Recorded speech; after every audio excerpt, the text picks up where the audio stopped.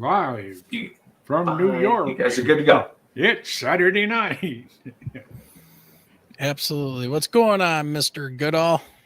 Oh, I'm just, I've been battling my publisher. I have a British publisher. And so, well, you can't have that there. It's been printed before. I said it's information from a U.S. Navy website. It is the only information that's available on this particular subject.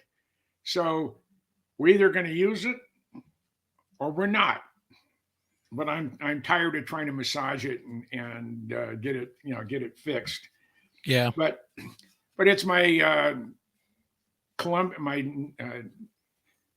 Nautilus to Columbia class book, and they've already said, well, you can't use any of these shields that the Navy has authorized for every boat, because we can't find a source saying that they're public domain. Yeah. And I said, anything that the Navy creates belongs to the American taxpayer. That's what I am. Yeah. And hey, Jim, just yes, before we get into the meat a little bit, let's say hi to everybody out there. Hey, everybody. Jared is on his way. He is having some technical issues. We could hear him, but he couldn't hear us. So that's why he's not here right now, but he'll be joining us shortly. So yeah, Jim and I are just kind of holding down the fort till he can get back and make sure everything's good. So Jim, as you were saying, hey, Guy, how's it going? And Aaron's Energy 313, how's it going? Good seeing you. Yeah. Hey, Missy Jane. So and Straw Dog. Yeah. Good seeing you guys, man. Yeah, I was a little bit concerned with my publisher. We were talking about my publisher for those who just come in, and they're from Britain. They did a great job on my 75 Years of the Skunk Works book, but they're just giving me nothing but heartburn on my newest book. So I told them and said, this is where the information comes from. Everybody's going to have the same information. And if you don't like it, just take them all out, throw them away. I don't care. And yeah, that's about it. But for the last, ever since we started talking about going to Belize, I've been looking for my camera bag and my Harley boots.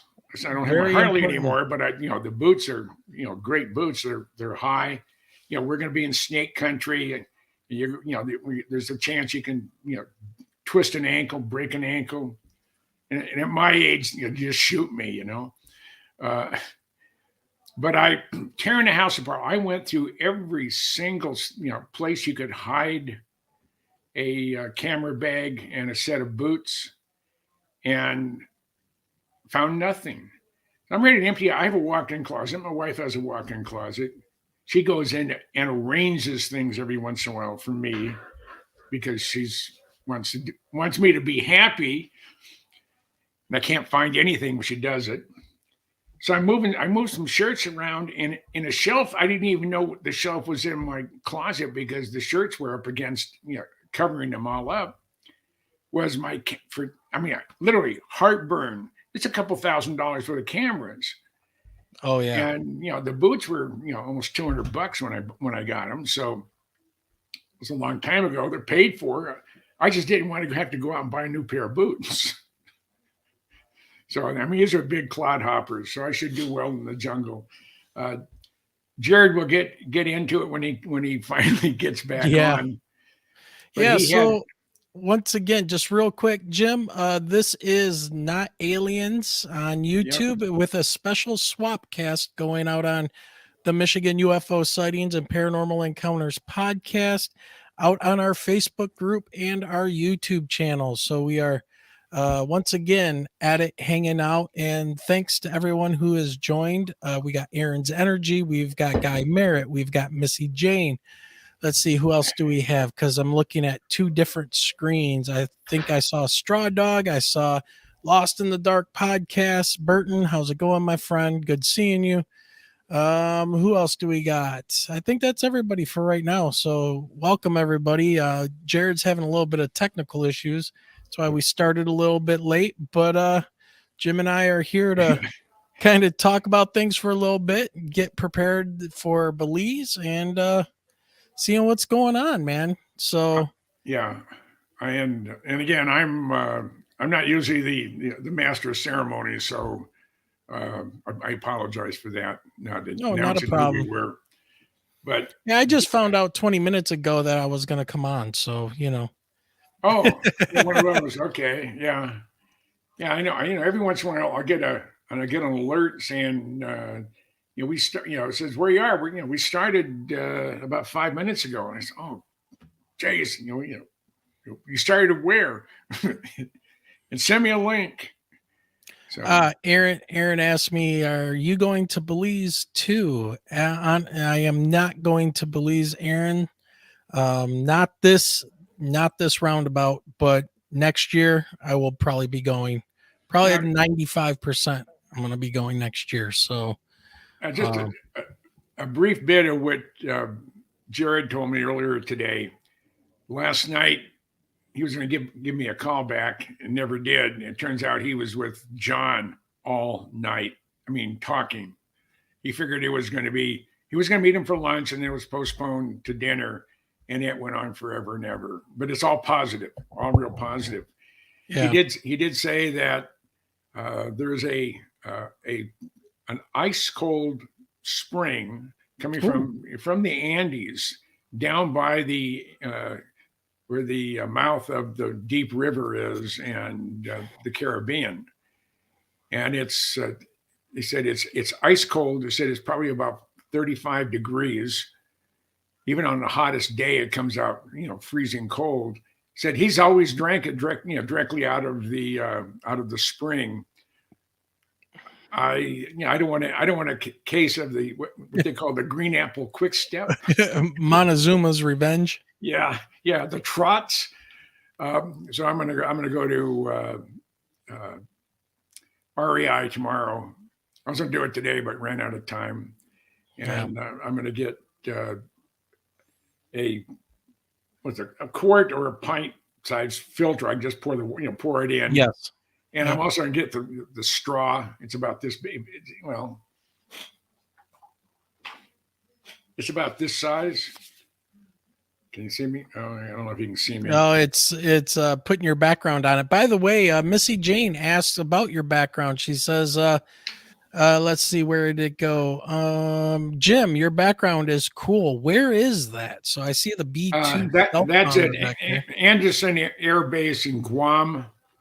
I've written books on the B2, and one of the exciting things about that is when Michael Schratt, Joel Christopher Payne, and I had a chance. I was invited by Elon Musk to get a tour of SpaceX. How did that go, by the way? It was. You can't take any pictures inside, but it was cool. I mean, he knows what in the heck he's doing as far as a production plant goes. The walls are glass. There's no opaque walls in the production facility. Oh. The clean room when they were building a Dragon capsule was, you can walk all the way around it. There were a half a dozen Falcon 9s off to the left, near the west side of the facility. They were building the fairings for all his Starlight satellites. When we were coming in, you go down a real dark hallway, and if you look up, there was a bunch of wavy things. It looked like it's a solar panel. And then you get to the far end, and this thing is like a 4x8 sheet of plywood, and it's only about 8 inches thick. But that's the Starlink satellite. And he has, I don't know how many hundreds he has up there now, but he's pretty much circled the Earth with them. And it was just cool. And then you walk in, and they have a sort of a separator. It's one of the legs off of the Falcon 9s when they come down. When the arms come down, the thing is huge. Then as you walk in there, next to the production facility, next to the clean room, and there's, they were doing,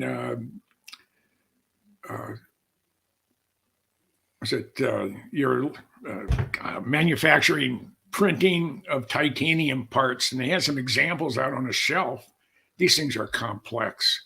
I mean, it's just amazed. Said you can't go in, the room where the titanium is being melted and put down. It says you can't be in there because this stuff is toxic, I guess. Yeah. Environment, but yep. they have an incredible cafeteria. I mean, it's like a buffet you get on an expensive buffet.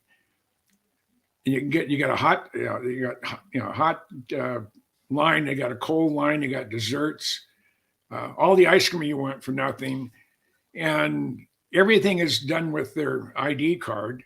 The food is at cost.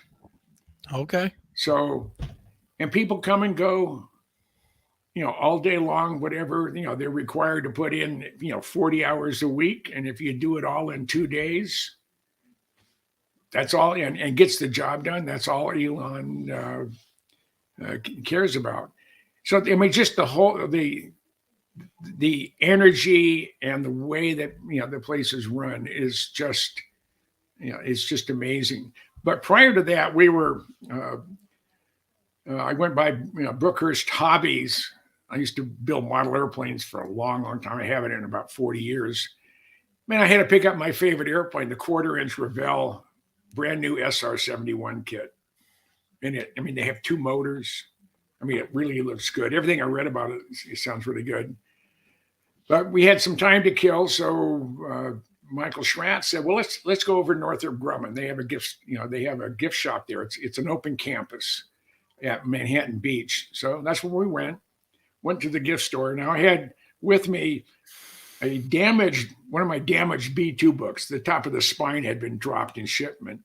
You can't sell it, and to give it away to someone, I'm giving this to you because it's damaged. That doesn't go very well. So I had it with me, and I wanted to get something on the B-21 Raider T-shirt, or preferably one with an embroidered patch or whatever. And they just had a T-shirt, and they found one my size. And I asked, "Well, you don't have anything on the B2?" And he said, "Well, we could surely use it." So I said, "Well, maybe you need one of these." I pulled out my B2 book. It's hardbound, 160 pages, all color. And I cover all the flying wings from the N1M all the way up to the B2. The B-21 wasn't created yet. So she's looking through it. She's getting all excited. Says, "I have to." Oh, there he is. Says, "I have to send it off to my boss." Can you hear us? Yeah, everything's great with a very long Microsoft reboot update that I didn't ask for, everyone. Oh, okay. Okay. So I'm going to finish what I was saying. So she sent it to her boss, and then she called me up. She was so excited about it. Then she sent it to her boss. This is my book. He called me up, and we have a lot of things in common. He's been at Northrop Grumman for almost 40 years. He's responsible for all public events, the gift stores and everything else. He's done a lot of things here at Northrop Grumman. And he's going to order enough of my B2 books for all the Northrop Grumman facilities. Nice. And he said, since if you like airplanes and if you like the B2, it's just natural you would like the SR-71. So he's going to order a whole slew of my SR-71 books for their gift store. Nice. And he said, would you like to do a book signing here at Palmdale at Site 4 where they're building the B2?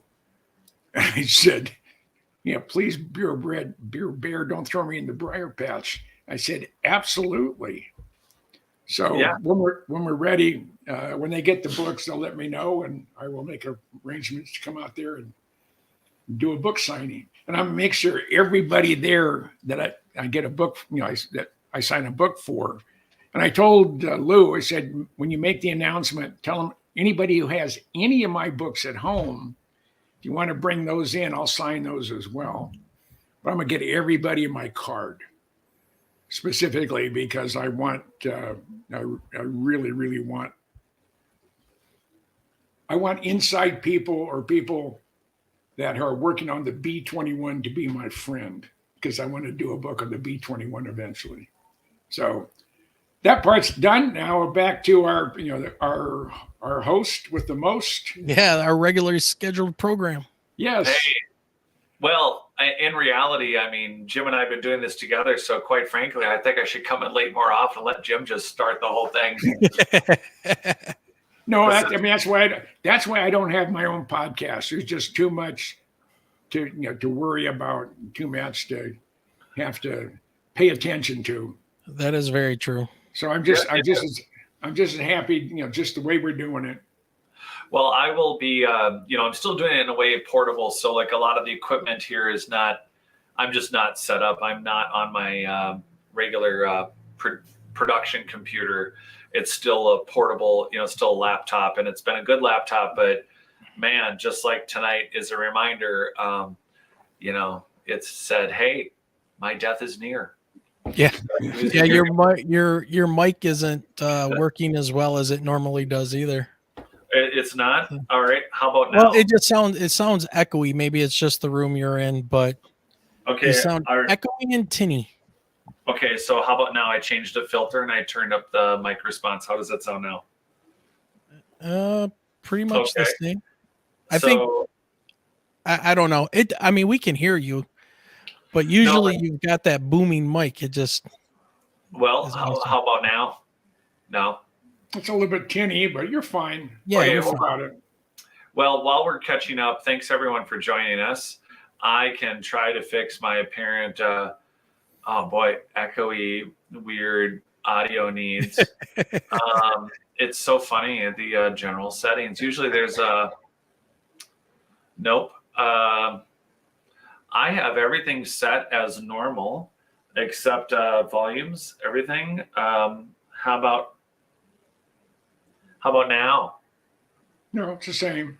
Oh, all right. But you're asking someone who's hearing impaired, so maybe Wayne should answer that question. Okay, how about now?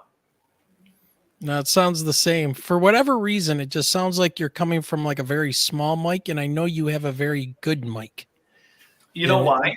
You know what? You got everyone watching. This will be on recorded history forever. Here's why it sucks. Because you're listening to me on my laptop, because in my hurry to get ready, guess what's not plugged in? Oh, well played, sir. Well played. Well played. Yeah, I meant to do that. Now let's see what happens. All right. Now if I plug it in and let's watch this magic switch. Here we go. Audio. Everyone, thank you for joining us. We have so many things to talk about. Let's go.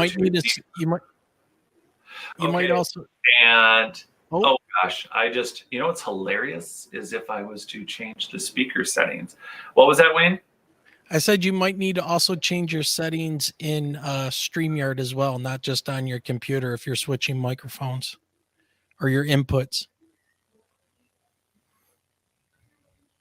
But just real quick, everybody, thank you for joining us tonight. This is a special last-minute swap cast of NOTALIENS.com with Jared and Jim, and then myself over here at Michigan UFO Sightings and Paranormal Encounters. So we are streaming. Oh, wait a minute, Jared. I sounds good. Oh, do I sound normal now? Oh, yeah. Now you sound like... Turn that gain down a little bit. You're going to blow us up. How about now? Where's your now? Too low. Now you're a little too low. Oh, boy, you guys. It's Goldilocks sound testing. Everyone live? Hello? There you go. How about now? Yeah. Okay, then. I'm going to shut this down. And, yeah, thanks, everyone. It is. Are you streaming this, Wayne? Yes, so this is live on the Michigan UFO Sightings and Paranormal Encounters podcast YouTube channel and our Facebook group once again. So we have a very special swapcast going on thanks to Jared and Jim. Yeah, which like Jim has disavowed any knowledge of how to make this happen. He's strictly a guest stripper on this broadcast. But I do like this, Jim. I think maybe like I should just mute myself and you should just like take it away, and then we'll just bat it back and forth every now and then. Yeah, we'll go play poker for a little bit, and then jump back in and say, "That's great, Jim. What about this?" And then we'll go again. Okay, we're supposed to talk. Jim, I've been made aware of a hypothetical supersonic bomber or plane that NASA produced that goes Mach 9, but I don't know if that's true or not. And is that true? Yeah, they called it the Orient Express, and I think it was the X-30. They also had the X-33 that they were working on, and that was a single stage to orbit, or two stage. Yeah, I think a single stage to orbit craft. But the Orient Express or the X-30 was something that they were working on, and operates scramjet. It goes Mach 9, between Mach 6 and Mach 9. But Congress decided it wasn't worth the effort to put money into it. So, like they're really good at, something's coming right up, it's looking really good. I lose my interest. It's like squirrel, and their mind is somewhere else. So that's our Congress for you. If it can't be in black, we don't want it. Right. That's been my policy. Black or really dark gray, like this one here. Yeah. If and this is a side note, but Wayne, I feel like if you can have a goatee and no other hair, I think the alien should have a goatee behind you. Oh, yeah. This guy. Yeah, I agree. But since it's centered on the frame, and so is Wayne, you wouldn't be able to see his goatee anyway. Yeah, we need it. We need your. Yeah, we need that guy. There we go. Yeah. Set it. There we go. Yeah. Support my. You know what? For those that don't know, Wayne, do you want to talk a little bit about service? Sure. You mean back when I was in? Yeah. Yeah. Well, let's see. I was told at the age of 17 by my mother, by the time I turned 18, I better have a plan because I was out the door. And so I took that to mean sign up for the military. So I enlisted in my junior year of high school. I then graduated and shipped out 3 days later. I went down to Fort Benning, Georgia for infantry school. I signed up for the infantry and was sent to the 101st Airborne Air Assault Division. Went to Air Assault School, which was one of the toughest schools imaginable to try to get through. And they make them all difficult to see if you'll hang, if you can hang with the big boys or not. It's like but I was a tank killer at first. So my first job was using a TOW-2 missile launcher on the back of a Humvee.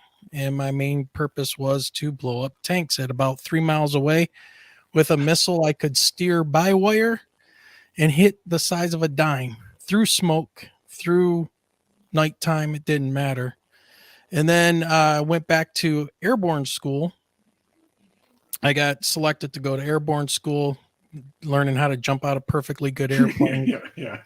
They could have landed you there. Not very smart, but the life of a young and dumb, killer wannabe. And then, jumping out of C-130s, then 141s. And how much were you carrying? What's that? How much was on your back when you were landing? Anywhere from 50 to 100 pounds, depending on the layouts we were doing.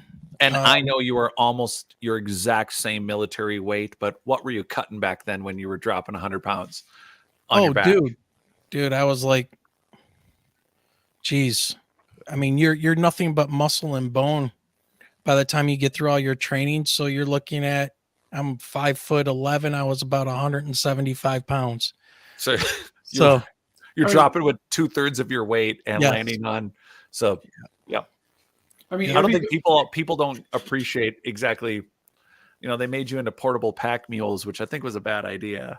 Yeah. And, my MOS was 11 Bravo. So 11 Bravo is the Army MOS, 11B, which is infantry, and we always used to call it, 11 bullet catcher, because our life expectancy was about 32 seconds on the battlefield. That's how they rated you out? Yeah. So, then when I was with the 101st, we were dopes on ropes, because we didn't parachute out of helicopters or airplanes. We rappelled out of helicopters, usually onto roofs. And, we would set up Overwatch and have snipers set up, and then we would, sometimes enter buildings through, the top like that. So yeah, a set of balls with a Z. Thanks, Jay. Appreciate it. So, like Wayne said that he was 175 pounds. And when I was at basic training 60 years ago, everybody that was 6 foot tall went from 130 to 250 pounds. By the end of 12 weeks, everybody was 170 pounds. Yeah. Or 175. Yeah. That's just what they do. They beat the hell out of you, try to make a man out of you. And yeah, one of my funny things, I had a TI chew me out. I'm standing in a garbage can, and his face is about this far from me, and he's just chewing my butt out. I'm standing in the sun. This is May in San Antonio. And all of a sudden, you ever get in that point in your life when you're going to laugh, and no matter what you do, you can't stop from laughing? And I just got a story about that. He's what the hell's so funny? I said, nothing, sir. Don't hand me that. He says, doesn't this bother you? No, sir. What do you mean, no, sir? I said, doesn't this bother you? I said, compared to my dad, you're a rank amateur. And boom, and knocked me out of the, on the garbage can. I got back up, got back into the garbage can, and we started it again. Yeah. And this is going on for about 45 minutes. And all of a sudden I can feel that damn laugh coming up, and I couldn't stop it. And all of a sudden I burst out laughing. And he said, what's so goddamn funny now? I said, nothing, sir. And he came, he's right up, right here. Don't hand me that. You're going to tell me what's so funny. I said, well, sir, I think it's really sad that a grown man's acting like a 3-year-old. And boom, then he went into the barracks. He got my footlocker, threw it out the window along with all my clothes. And he says, you're no longer in this squadron. You better go find a new home. This is a Saturday. So I brought everything over to the first sergeant's office, and of course, no one was there. And I had a buddy of mine who was permanent party, and we went to Medina Lake and went water skiing and swimming that whole weekend, drinking beer, just having a good time. Got back to the base at about midnight on that Sunday. And 6 o'clock in the morning, I was in the orderly room waiting to find out who my new squadron is going to be. So we ended up with Sergeant Poindexter, and no one messed with his babies, as they called us. Boy. It was interesting. It was interesting. I've got one for you, Jim, a real quick one. When I was first down at Fort Benning, Georgia for basic training before my advanced infantry school, it was probably about the third week in, and we had some of the biggest drill sergeants. And there was the one drill sergeant that was we had 4 of them for our platoon. We had a big platoon of about 50 guys. And our company was about 200 guys. Wow. But in our platoon, it was Drill Sergeant Fields, and he was a big, mean-looking, just big. You don't forget those names. But what I found out was he was from Detroit, and so was I.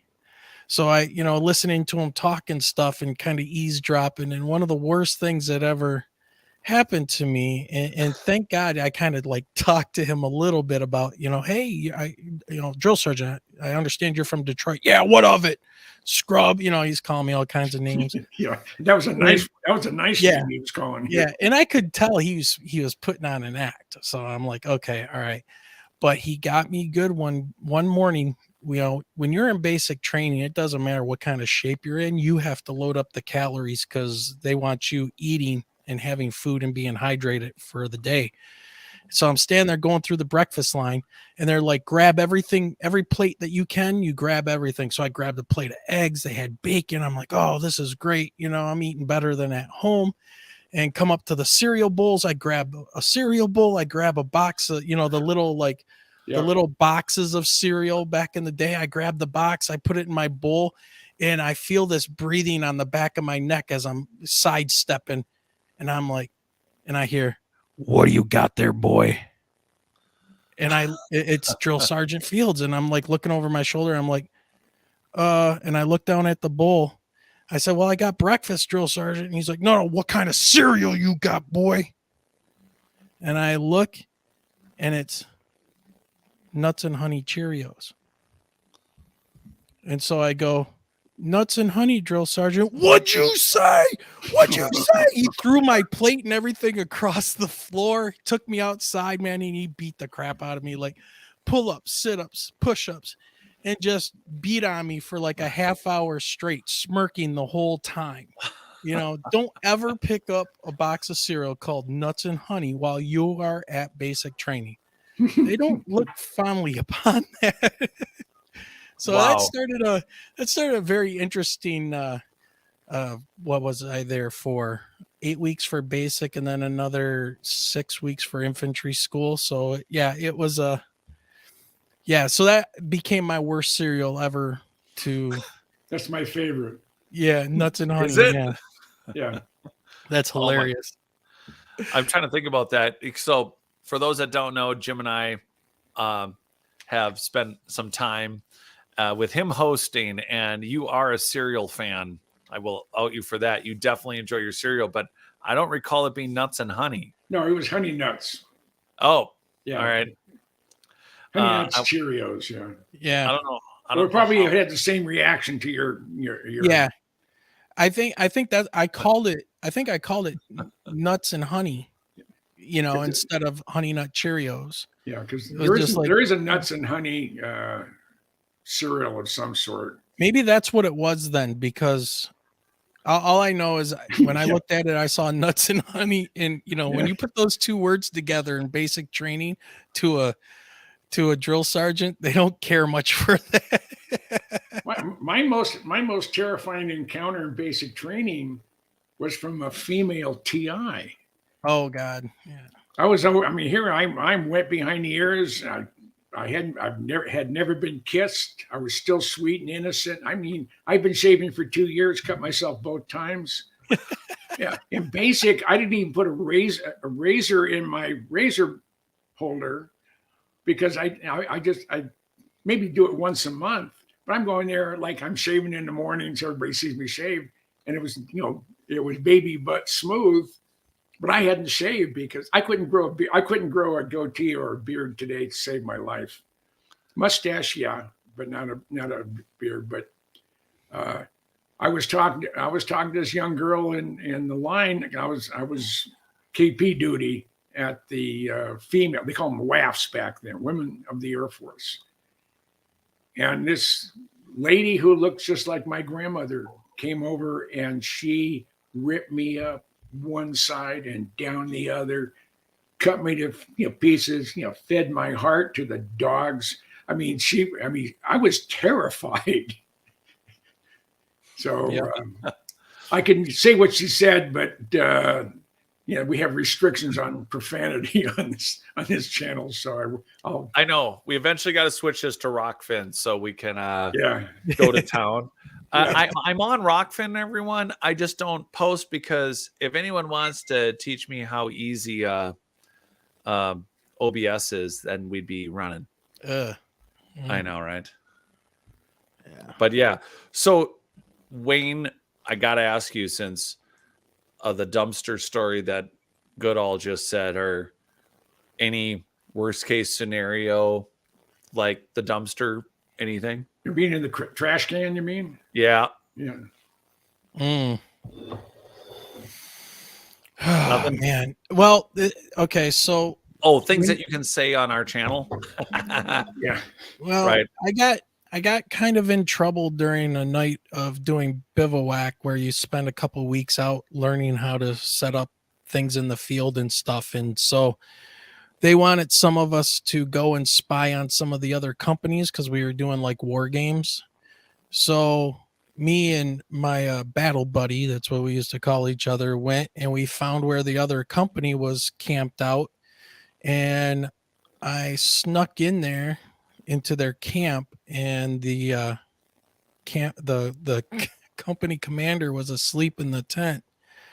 And I went in there and I took a Sharpie and drew it across his throat while he was sleeping and snuck out. And the next morning when we came back, there was a Jeep that had flown down the road, or actually it was a Humvee, was flying down the road and came to our camp. And here's this captain standing there looking for the private, third class that pulled this kind of shenanigans, boy. And man, I didn't say a word, and I threw that Sharpie out, but no, I didn't get in trouble for that. So they were looking. Yeah, they were. Must have been another company over there, sir. We got, we have 4 companies in our brigade, sir. Just a real quick question for Jared. Did you get hold of Robert Bauer? I did. We'll have to talk about that off air. That went very well. Yeah, I knew it would. Yeah. Looking. We're gonna chat with him after the show. Okay. So that digression for everyone is also about our little soiree down to Belize. A little bit more than 2 weeks. I know. So yes, we're leaving. We're going to be going to, we're going to be going and we're going to look at some ruins. We're going to do some general touring like everyone else. And then we're going to be going to some places that no one's been in 100 years other than to just, do modern work in. And there is an opportunity for us to be in an area that is probably at the heart of the Mayan Empire. And for those that don't know, we've been talking about this for a few weeks. And interesting fact on the property is there's a freshwater spring. Wayne, we haven't even talked about this. There's basically like a mountain, but it's about 90 feet, and it's shaped, at least topography wise, it's shaped kind of like a small mountain range along the coast, but it might be blocks. It may just be, for sure for the Mayans, it would have been probably the only freshwater source for 10 miles. And it's a fresh spring, and it comes from the mountains inland, and it's so strong that it actually forces a 4 to 5 foot wide stream as it starts. Then it goes downhill and it disappears. But there are a lot of things we're learning about the area. There's a beautiful mahogany farm. We're going to go trollop around and try to help expand a road maybe to get more to the interior of this property. And at the same time, this is just one of many expeditions we'll be going on in the future. Jim and I were supposed to go, after a couple of years of planning, we were going to go to Peru. And then, actually, I don't know if this is Jim's fault. He's like, I'd go with you. And I'm like, you should come with. And then shortly after, someone called Peru and said, let's do a coup. Yeah. The military takes over. Yeah. And your Machu Picchu too. So they shut that down a few weeks ago. And so Peru is so unstable that you can't even go visit the sites that they've had as a moneymaker now for eons. So they've really been thrown into the dark ages right now. That's really sad. It is. But speaking of dark ages and stuff, everybody that's watching, on the Michigan UFO sightings and paranormal encounters YouTube channel, there is a link that I posted into both live chats for tonight on Not Aliens and on our channel over here. It's a GoFundMe for the expedition. So every little bit helps. We can, Jared can hire a machete guy for a day for like $20, so help out, because they're not going to just tour and take pictures, ladies and gentlemen. They are going to work, and so they need all hands on deck for this. So every little bit does help. So yeah, it does. The and look, for those, there is satellite imaging, there is work that ground LiDAR work that would just be wonderful. Tom Elmore, his group, They did all of America's Stonehenge. They've done over 300 archaeological sites, and there is a benefit to having satellite imaging, and you really can establish some right down to the GPS. So if there's a mound, even if we can get satellite imaging down to the 1.5 feet, and we can use electronic devices to then track ourselves to those GPS coordinates. Ground LiDAR is a way to eliminate all the trees and all the underbrush in an area with something that's down to the micro millimeter. It's another layer, and it would allow us to get to places that we want to look faster, but it's not inexpensive to have someone down to do that. So if anyone does, although we have the GoFundMe up, and I'm telling you, $25 a day Bushman would be amazing, and we need all the help and little things we can get. I mean, really. But if anyone did want to contribute in a larger way, you should contact me directly. Feel free to send an email, and we will address if there was a donation amount that would work for that. It would be awesome, because we would like to do the ground LiDAR work, more extensive satellite imaging. Every little bit helps. So anything you guys want to contribute, please do it. Go to the GoFundMe. Do you want them to contact you through email then? Yeah. What is that address? So, it's on NotAliens.com if you do get there. So NotAliens.com, but you can go to NotAliens, it's us at Gmail. That's on the website at NotAliens under contact. You can contact me from there. All right. There you go, people. So you can just do that.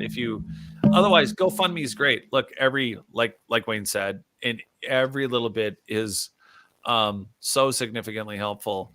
So the plan was to go at it a bit in a larger scale, but this round we'll get there. We're going anyway.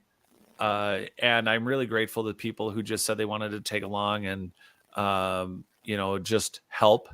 And it's really going to be a pretty busy day. It's very hot. We're on the equator. We're going to be at it 7-8 hours a day on site after traveling anywhere from an hour to 2 hours to get to where we're going, and then to trek around. It's either by, it's the method of us getting there can take us up to an hour.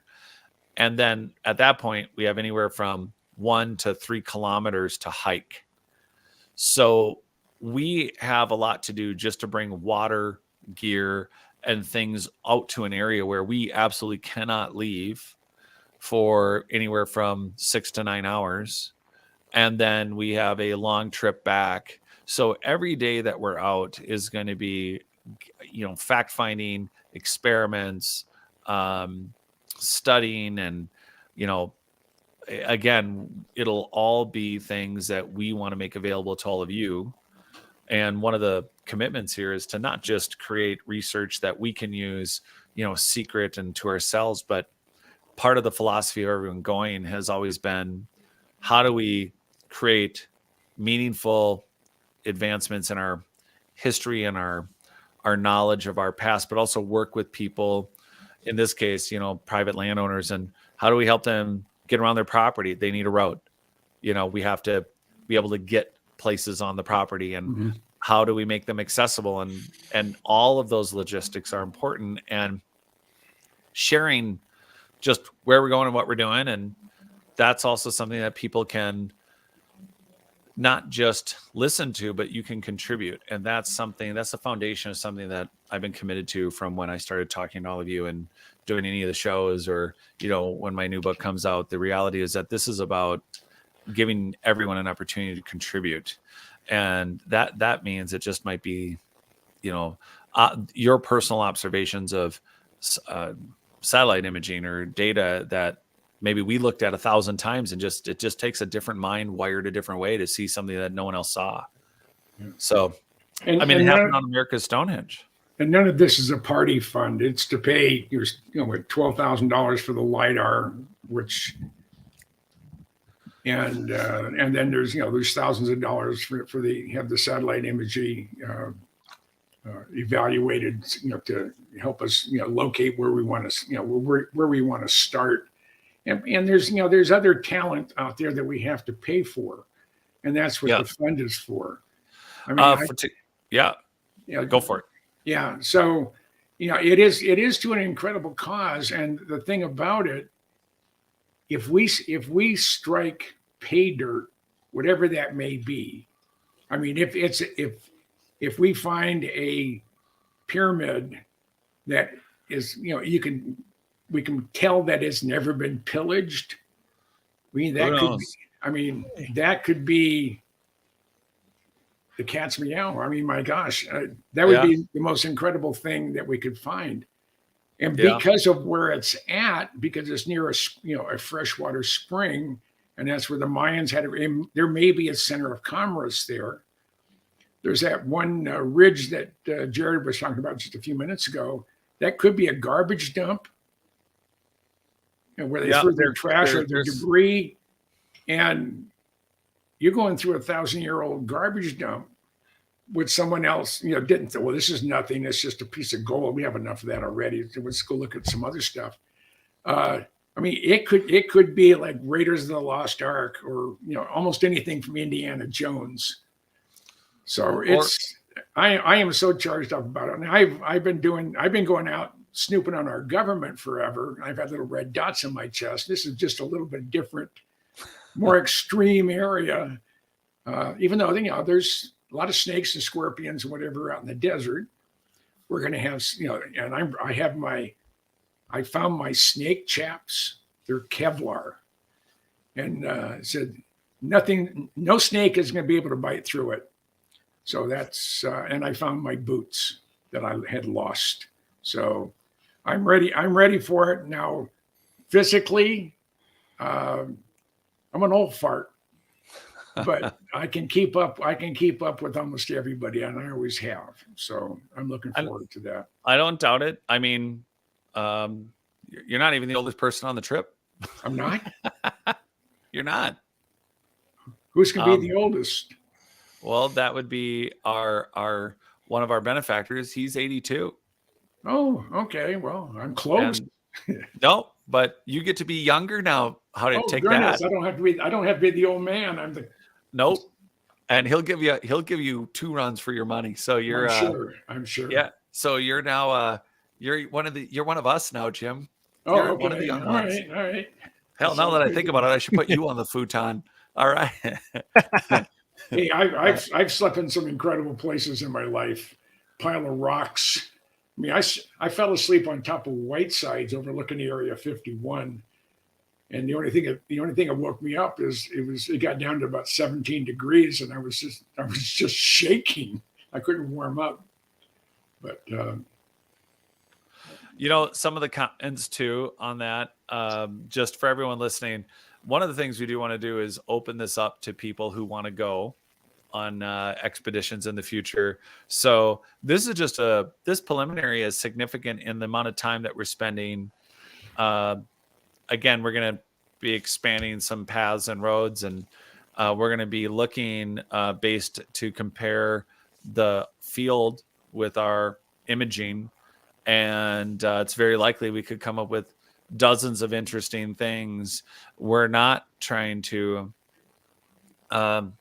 get into anything deep, because just to get it is I can't even explain. It's just like the movies where it's like Romancing the Stone when Michael Douglas is cutting grass to cut through. It's literally called razor grass. It's sharp. It will cut you up. You cannot wear shorts. There's small trees. There's mangrove. This is very difficult. You have to make your way around. And for even our group and all the supporting staff, there's something for everyone to do. So just like Jim's saying, though, whether you're 82, 78 or otherwise, the reality, this is not just a young person's game. There's different ways to support. And the reality is that to get to where we want to go in the jungle and match ourselves up with our GPS coordinates, getting there and just maybe finding some rocks that are interesting, that's the goal, because we might be digging 6 feet. And I don't know how many people out there have dug an egress window, but we might be just going, okay, well, we want to put a road here. We want to put a path over here because this pile is something interesting, or this pile is something, or that mound is something. And so to establish all that, and then to create a more efficient system that doesn't take 100 years, a decade, or 5, this is this expedition. And once laid out, come after what is essentially the Belizean rainy season / winter, which is nonstop rain. It'll be months, but there will be the next expedition, and then Wayne here, who we haven't pressured at all this show, might want to go. Yeah. Hey, I would love to go, but this year has been financially a burden for me right now with car issues and bills and things like that. So next year for sure. We got Next Go year I'm Fund going. Wayne. We're Yeah, gonna Go Fund. Wayne. Go Yeah. fun. Yeah. And what we're doing in essence is not much different than Lewis and Clark. Yeah. That's exactly right. Yeah. We're going into an area, John said that there's about half the property he said he'd never been on. Yeah. And so, we may be the first, Caucasians to step foot, or we may be the first humans to step foot in 1,000 years. It depends on how old the settlement was. Well, just real quick though, guys. Anne Del Rio, she is, I want to say she does a podcast out of Argentina and Germany, I believe. She is she does a show on YouTube, and she says that she would like to support you guys by giving you guys an interview about it. So it's a Spanish show. So and I guess you should try to email Jared. And I think it's now I'm terrible, but if I do my I-E-O-U's, I think it's Aine. Yeah. I think Del Rio. But yeah, we should connect. Yes. So I think it's here. If you didn't catch it, do my email at notaliensitus@gmail. I suppose I should type that out. How about I type it out? But we'd be happy to do an interview with you, and we have some people that could help translate too, if it's in Spanish, because I know she mentioned, or he mentioned. I don't know. Is it? Did I nail it? Did I get it right? Yes, I heard a yes. Aine. So I think it's Aine, but I don't know. She's got in here E, and the E is the A. So Aine. I am going to I'll type it in here so that if you guys want to if you want to connect with us later, it's here you go. And then the dates, somebody asked about the dates. So we're going to be going the 16th to the 30th. And that will be in April here. Did I spell that right? Did I spell my own email right? It's really hard to type and talk. You know what? I misspelled my own. Sorry. Alien. All right. Let me do it again. Sorry, folks. Right. Here it is. Not aliens. Did I put enough S's in it? Oh, I thought I was being smart. Spell it out.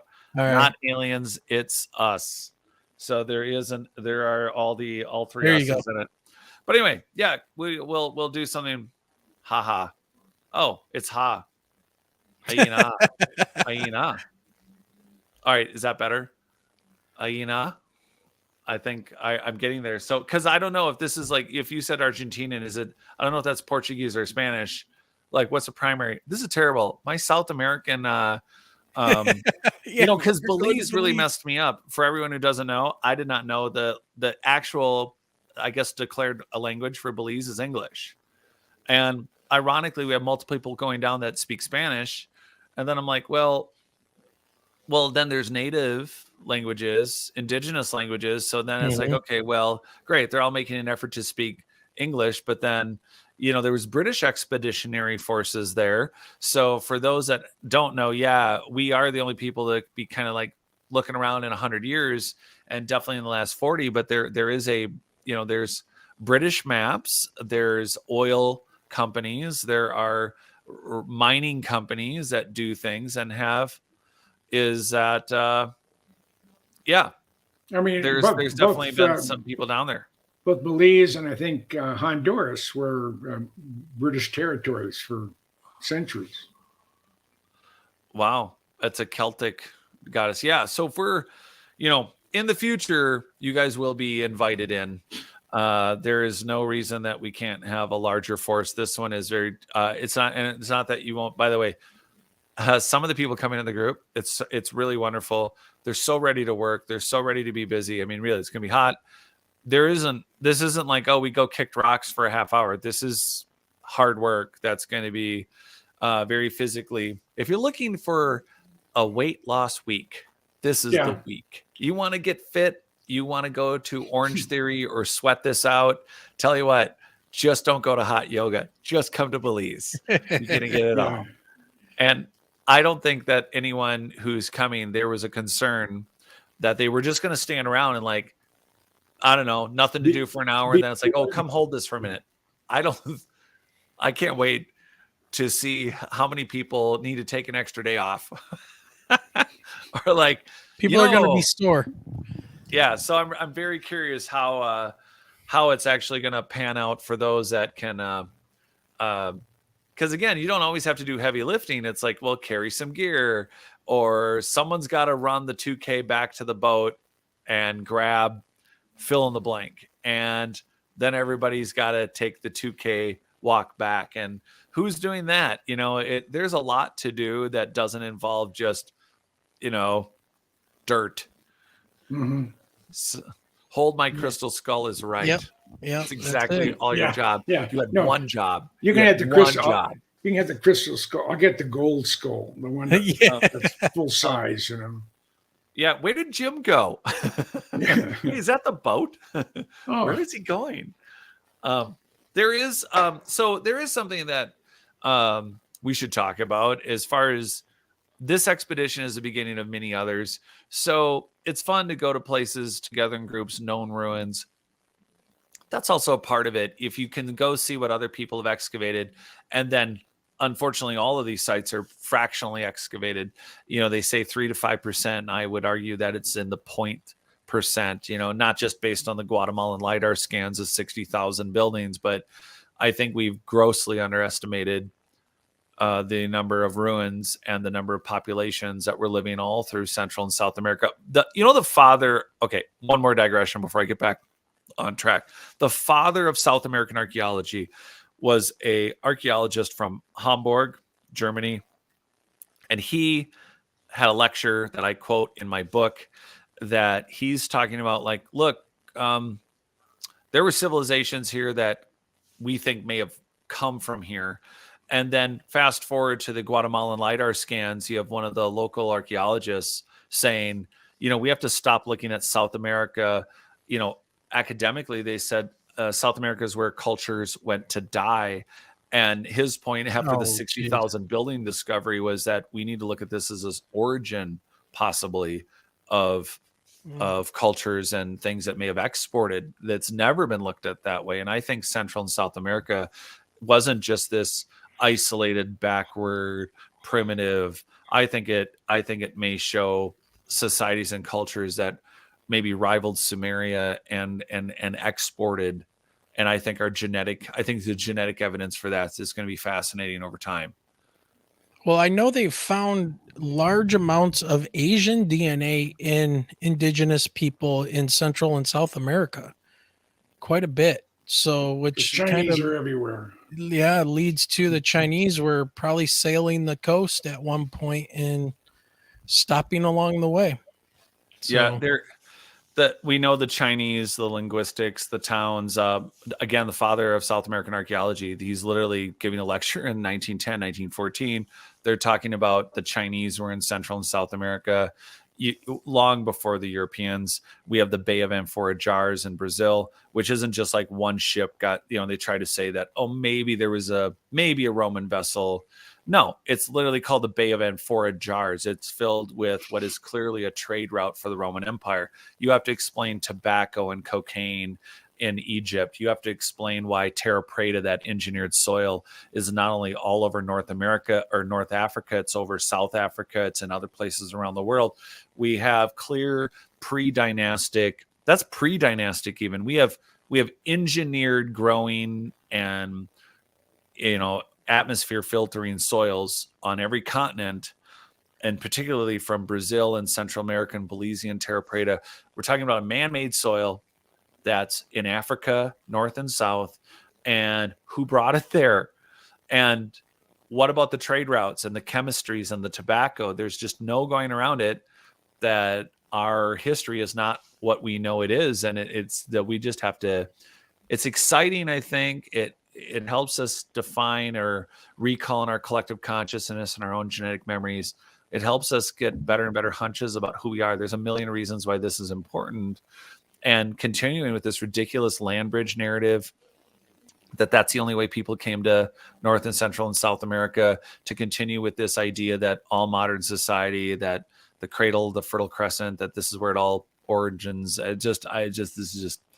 digress. I was not trying to go all the way there, but it's very possible that Fertile Crescent was and probably an outpost of survivors from a very cataclysmic time, and just one of probably many, which may go all the way to Central and South America. There's so much to be discovered about this. It's it's quite amazing. It's really kind of dumbfounding as far as what we're going to be able to go do, that we're going to invite, and that we can open this up and really look to us as we go. And we'll send you guys some updates as we're there over that period of the second half of April. When we get back, things you all listening can start getting in your heads is just food for thought. You could easily, be included on another expedition. There is a possibility that is something you could all start planning on, that if we do start planning a second one, it would be for this kind of furthering this research and this knowledge is what we're going to continue to do. It doesn't matter if it's this property or another. I hope we have multiple seasons here. I hope we find something significant, and I hope that the owners are happy and we're able to continue to work that in for everyone. But that is a possibility. This isn't just a you guys watch. This could be you guys participate. Hey, Jared, just one thing I was thinking of, just throwing it out there, and we can talk about this a little bit later, but I want to say it before I forget. We got the GoFundMe going for this expedition. I'm wondering if we should maybe think about, for the next one, doing more of a Kickstarter type of a thing, where we actually have different levels of reward for people that, do donate. Like if they donate $20, they get a t-shirt that says Expedition Belize, or, things like that. Some little extra incentive in there for people to donate and get something out of it, even if they can't go. Yeah, I think we paid for someone to go to Belize, and all I got was this lousy t-shirt. There you go. Right. Jim Goodall did not get bit by a snake again this year. Yeah. All right. But I'm modifying this. I've been married 4 times, so. Well, okay. Oh, You've been bit in other ways. Yes. Jim, you can thank yourself for this idea. And Wayne, you were the catalyst. Here's how we do this.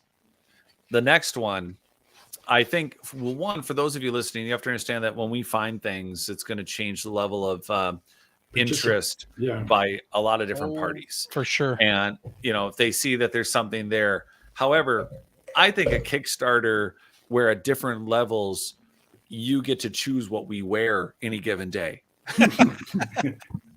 No banana. This isn't real Survivor, man.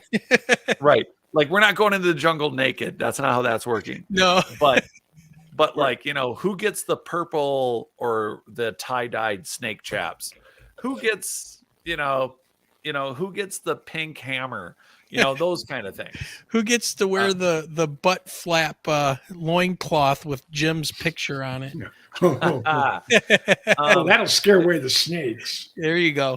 Like I said, we should do like the Belizean action figure play set with battle damage and assorted other accessory kits. Bulldozers sold separately. There are some options we can do because there will be some interest. Again, we're filming for this also. Yeah. So yeah, butt flaps for the win. Yes, sir. All right. Hypothetically, outside of talking about going to this expedition, which again includes imaging, which we will be sharing with you, the filming we're doing for this will end up in something really exciting, a larger documentary project. And you'll have 7 months to plan, Wayne. All right. Now we got to figure out who else is going to come. Just saying. I mean, and it could be like when they announced the Storm Area 51, 5 million people said they were coming. Terrible idea. Yeah, and in Lincoln, Esmeralda, and Nye County in central Nevada, there's less than 200 hotel motel rooms. Yeah. And there's only I think there's 700,000, maybe it's 1 million now in the state of Nevada. I mean, it's not a highly populated state. No. How are they? I think more people honestly could have actually died of dehydration. Oh, absolutely. Absolutely. It never would have worked. Somebody said, well, how are they going to stop 2 million people storming the gate? Shoot the guy up front. Yeah, one. They don't have to. The environment will take care of that. Oh, yeah. Yeah. Honestly, yeah, in a few hours with not enough water, I don't know how 1 million, 2 million, 3 million, 5 million people in the desert, what they're going to stand in line for water? It would be terrible. No. And you're not even accounting for people that might have some type of a medical issue where they need medication, during the day, diabetes. blood pressure, whatever, Yeah. When it finally was over and done with, there were more security people in the area than there were participants, because the word came down from the Pentagon. This is from a buddy of mine he said, anybody at Nellis that has an eagle or a star on their shoulder are drinking buddies of mine. So he's way up in the food chain. He said he had heard pretty much, he said from the horse's mouth, that the word came down from the Pentagon that absolutely nobody will be allowed to penetrate the perimeter Area 51. And that's a terrible idea. They brought in all their non-lethal crowd control, the microwave, and then the one that's the real killer is the brown sound, extremely low frequency, high intensity. It hits you and your bowels empty out. Boom. Yeah. And your level of enthusiasm is significantly reduced if you have a pants full of poop. So, yeah. I'm thirsty and I made a messy. Yeah. All right, we really hit highbrow this time. Thanks for everyone for watching. And we stormed Area 51, and all we got were these dirty diapers. Yeah. Yep. Wayne, what's going on Michigan UFO sightings right now? Right now we've taken a little break for spring break, but coming on April 8th on our live show on Saturday, April 8th at 8 p.m., we're going to be having Gemma Jade come on. And then we're going to talk her new book, 101, what is it? True creepy stories or something. It's going to be really that cool. Sounds fun.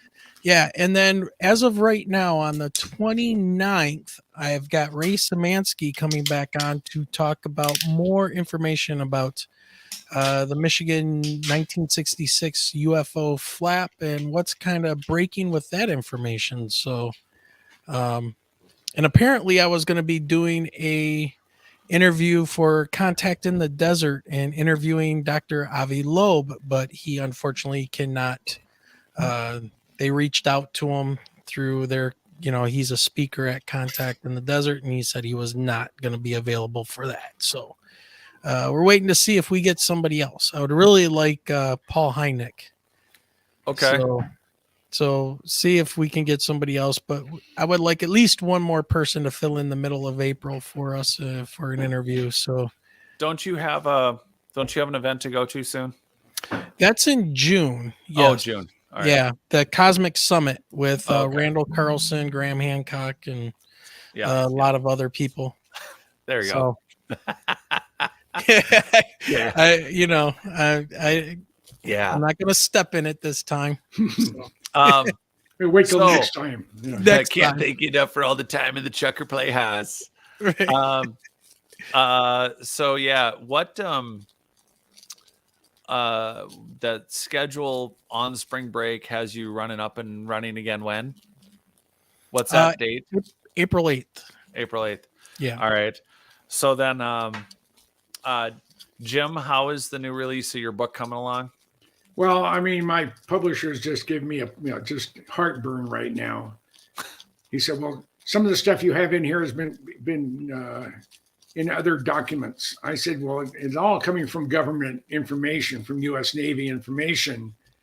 So, well, we can't have that." Well, I said, "We're dealing with something that happened half a century ago. The people involved are dead, and the only thing available are official histories and stuff written, for the Navy, and that's where I'm getting, most of my information."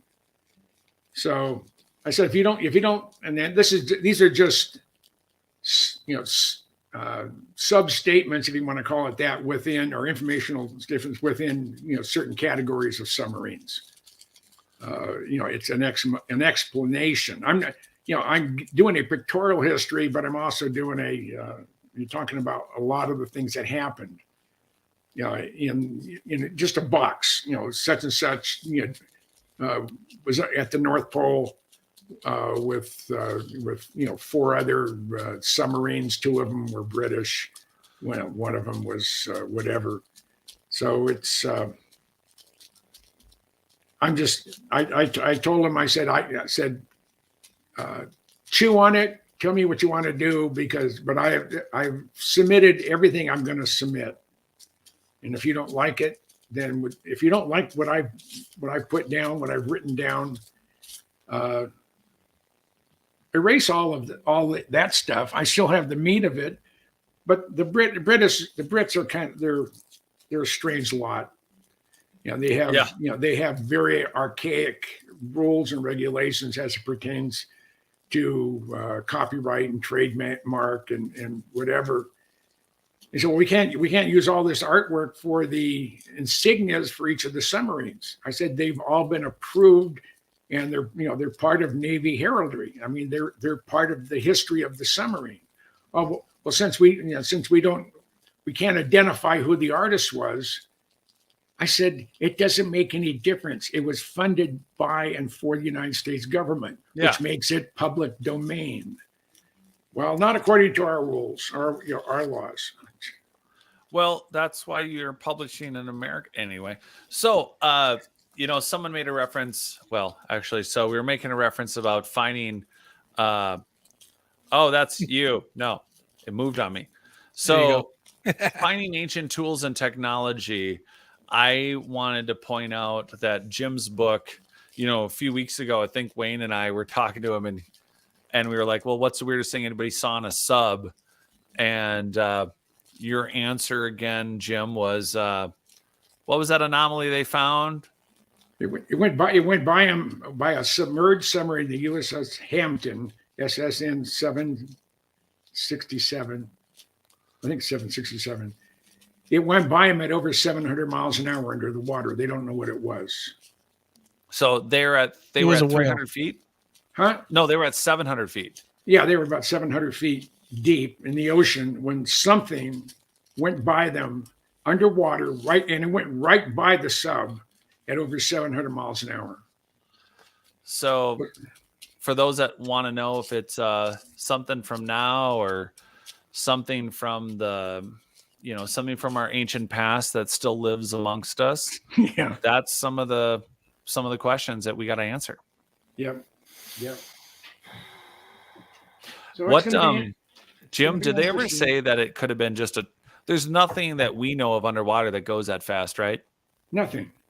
Absolutely nothing. Oh, there Burton from Lost in the Dark. He wants to know: do they have a size estimate as to how big that object was? No. And apparently the Navy doesn't want to talk about it. Really? Yeah. I mean, and that's just our Navy. It's the burn before reading people. And as a military historian, and that stuff just really disappoints me, because how much stuff has been delegated to the circular file because somebody was too lazy or didn't have enough wherewithal to put it somewhere where it could be retrieved or accessed somehow. And so, those are just the things we have to live through doing what I do. And I've been doing this 50 years. I mean, I was more or less 1970. I had a buddy of mine get hold of me and said,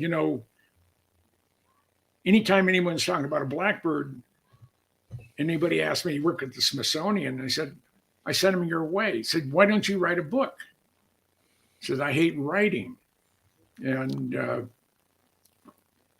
it turns out, that's what I ended up doing. My first book was actually on the 117, the F-117, the first stealth fighter. But I became pretty much an expert on the Blackbird, which I saw on just before I turned 19 years old. It was March 10th, 1964. And I've never been the same. It's affected me like nothing else I've ever experienced in my life. So whether it's from the SR-71 down to what you've been writing about on subs right now, Jim, what is the military and Lockheed Martin, you name it, and this goes to you too, Wayne. I brought this question up about could the craft have been but that deep in the ocean, I would not rule out unknown underwater animals or cryptids. I'm guessing that nuclear sub had the capability to distinguish between an accidental little tiny moth flying across the radar. They knew it was a 700 mile an hour object, right? This, whatever it was huge. They were deep. They were 700 feet, I believe is what he said. And it went flying by them, and it they felt it in the sub, just a little bit, but not like you would think. And you don't go, I mean, to have a torpedo that's going to do 50 or 60 knots submerged, that's pretty good. To have some, because you're going against a medium water that does not compress. I mean, to compress water, it takes over 750,000 pounds per square inch to compress water. That's why, and when water freezes, it expands. That's why water and freezing cycles bring down mountain ranges. Water gets in there, you get a hard freeze, it cracks, and then more water comes in. Next winter, it cracks a little bit more. Next thing you know, you have an avalanche, or you have a rubble versus a mountain. Jim, you probably know this from living in Minnesota, and same with you, Jared. We have here in Michigan, we have salt wedging, which is where they'll put salt on the roads, right? And it melts the snow and the ice off the roads. However, then the salt goes into solution, and that solution then finds its way into cracks in your concrete and any little opening that it can get into, and then the water eventually evaporates, dropping the salt. The salt will precipitate out of that solution, and it will start to literally wedge the crack and make it larger and larger and larger. Yeah. But yeah, to Burton's point about the craft being that deep, for me, I would rule out animals or cryptids. To me, that sounds like high technology because, like Jim was saying, I mean, fluid dynamics happen in the atmosphere and underwater. It doesn't matter if it's air. It's basically hydrodynamics. And when you're moving that fast, you have to be able to move the water in front of you. Yep. And to not hinder a speed at 700 miles an hour. Yeah. That's incredible. And then talking about, not only that, but the water pressure that's being exerted all over your craft at one time at 700 feet down. I mean, that's a lot of PSI. Yeah. And the other thing, it has to do something, whatever the object was, to create a bubble around itself, more or less clear the water in front of you, and it may use lasers, it may use who knows what, but you want to be able to, and not sure is correct, 4.5 times faster. So it's the sonar operator said, my God, it's going supersonic. It's going over 700 miles an hour. Everybody knows about 700 miles an hour is the speed of sound, but not in water. It's much, much faster in water. Yeah. But water does not compress. So the Russians have been touting the fact that they have a torpedo that'll do 200 or 500 miles an hour. Okay, that's one thing, but it's not. It's not 5 or 6. 100 miles an hour. They can go like 100 or 200 miles an hour is what they've claimed, but no one's seen an example of it. So it's it kind of goes to my theory about how these craft and myself and I have a very smart chemistry teacher that teaches in the room next to me, and we have these conversations about this stuff because he's from the Upper Peninsula, so he's a backwoods guy, right? But he's very, very smart. And we were talking one day, and we trying to figure out, okay, how could you counteract gravity? And basically what we came up with is that you would have to have a material that you could basically drop the absolute temperature of that material down to absolute zero, so it has no mass. At that point, gravity would not affect it. That's kind of our work. It wouldn't have any molecular movement, but it would still have mass, though, wouldn't it? No, the mass would be zero because it's a measurement. Well, this is what we were toying around with like last year, and now I'm thinking the 700-foot deep thing. If this craft or whatever could either increase its temperature or decrease it, so that the medium wouldn't have any effect on it. And I know there have been reports of these things being trans medium, so going from air through the ground even and through the water. So I mean, I think you're right, Wayne. There's no way that the propulsion system that's taking something off an F-22 fighter pilot weapon screen at Mach 22 at 0 point turns, that technology, that magnetic, electromagnetic, whatever they understand of field dynamics, it would be zero different if it was water. I think whatever's surrounding those machines and their abilities to move, water's, air, doesn't matter. It doesn't matter. They're moving in ways that we are not comprehending. We have such a primitive understanding with my stupid. I think I heard was it Eric Weinstein on Joe Rogan talking about this, how we are locked into Newtonian physics, and also we're locked into Einsteinian type of thought process of general relativity. Boo. But why are we limiting ourselves? And I think people now in sciences, the ones that like Dr. Weinstein was talking about, the ones you can't find, let's say a brilliant physicist out there, and all of a sudden they disappear, or they're working in some college somewhere. That's probably where you're going to find these people that are actually working on this stuff. And it's just, we are limiting ourselves. However, do we want to play around with that technology, being as ignorant as we are right now? And who knows?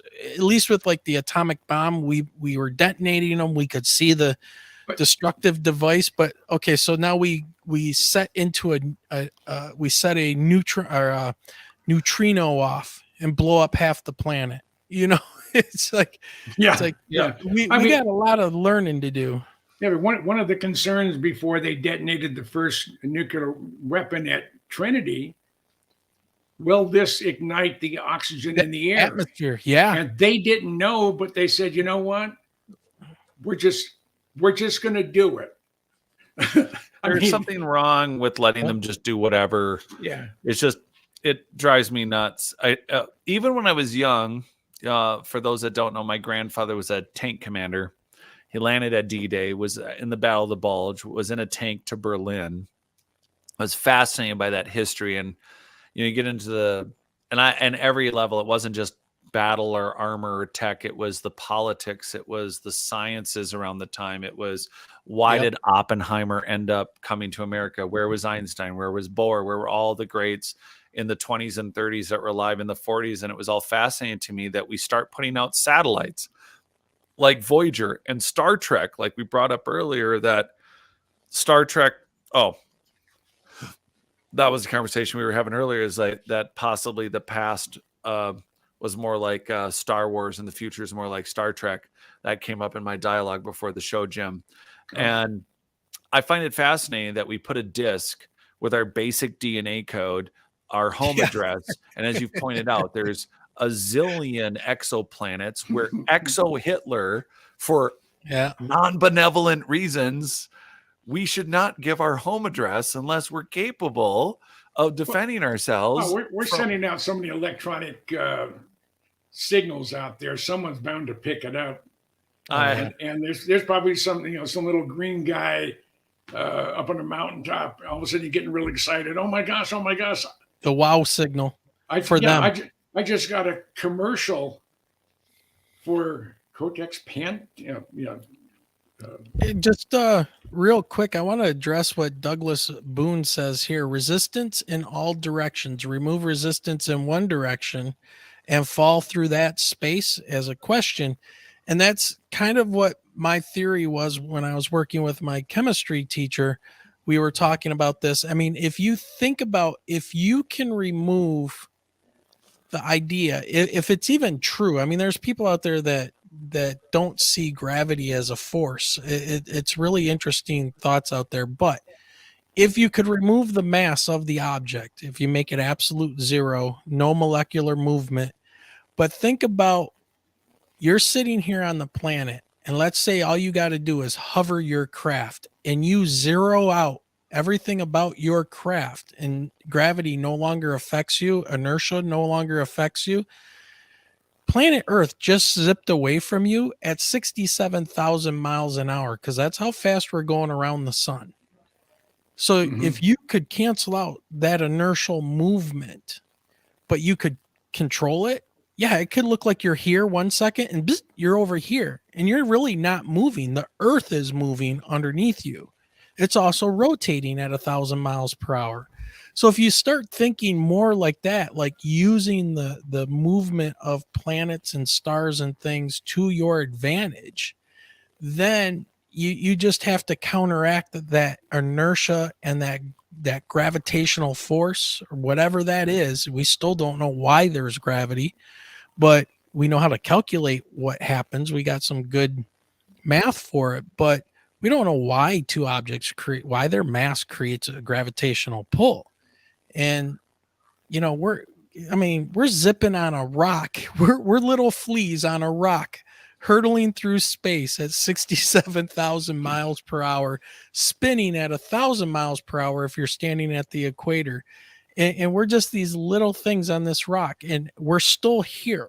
I mean, that's just, we didn't get thrown off by the rotation. Or we haven't run into anything really big yet again.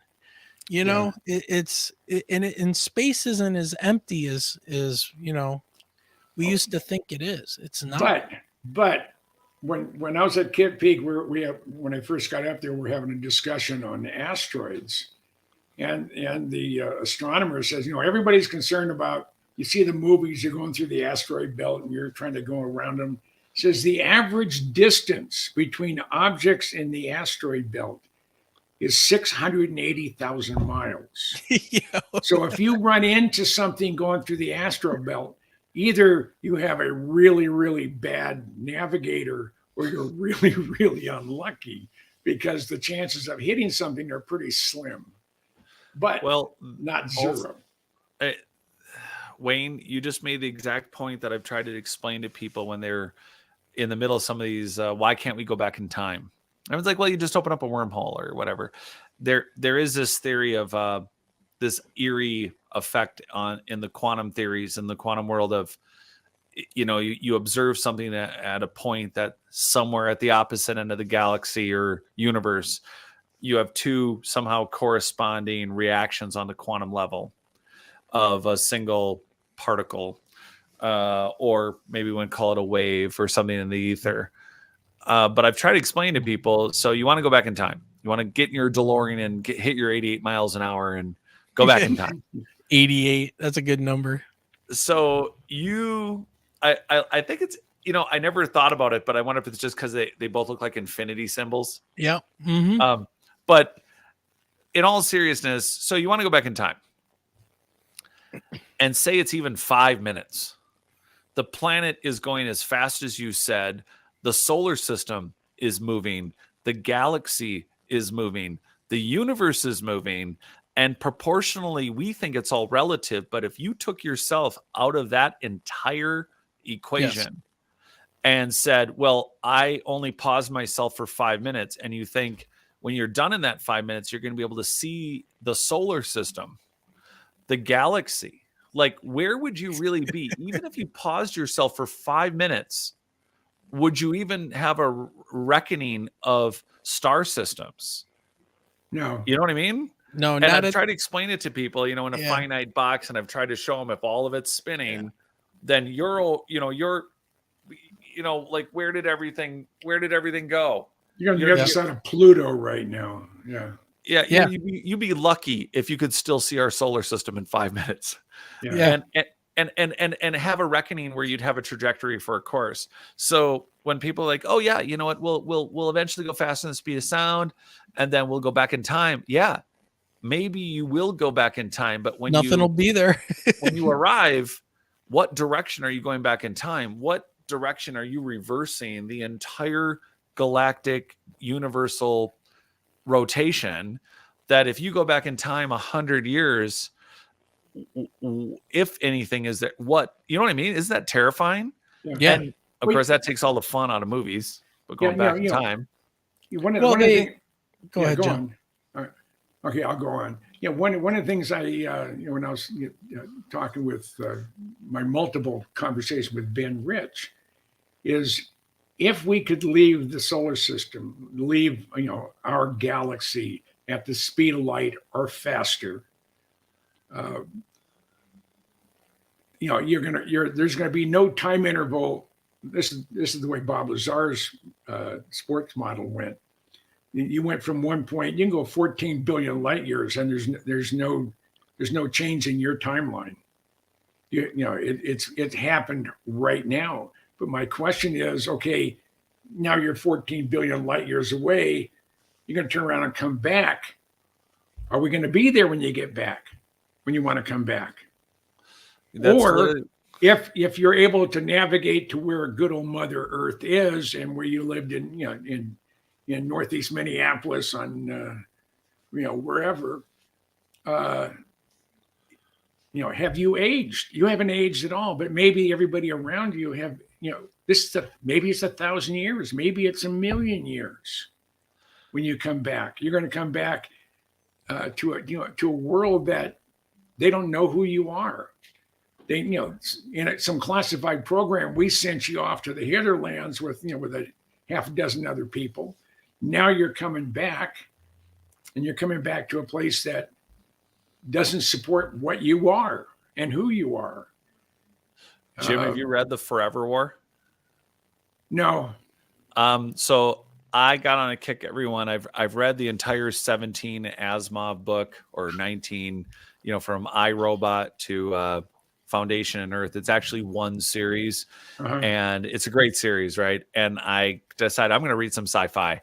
And from old sci-fi readers to young teen ones, I got a list of like what are the top 10 greatest sci-fi novels of all time, and everyone put Ender's Game in its own category, and Hyperion is of course separated, but they put in Old Man's War, which the original 3-book series by John Scalzi, but they brought up a book, and it is listed as one of the greatest sci-fi novels of all time, written by a Vietnam grunt. You military guys are going to like this.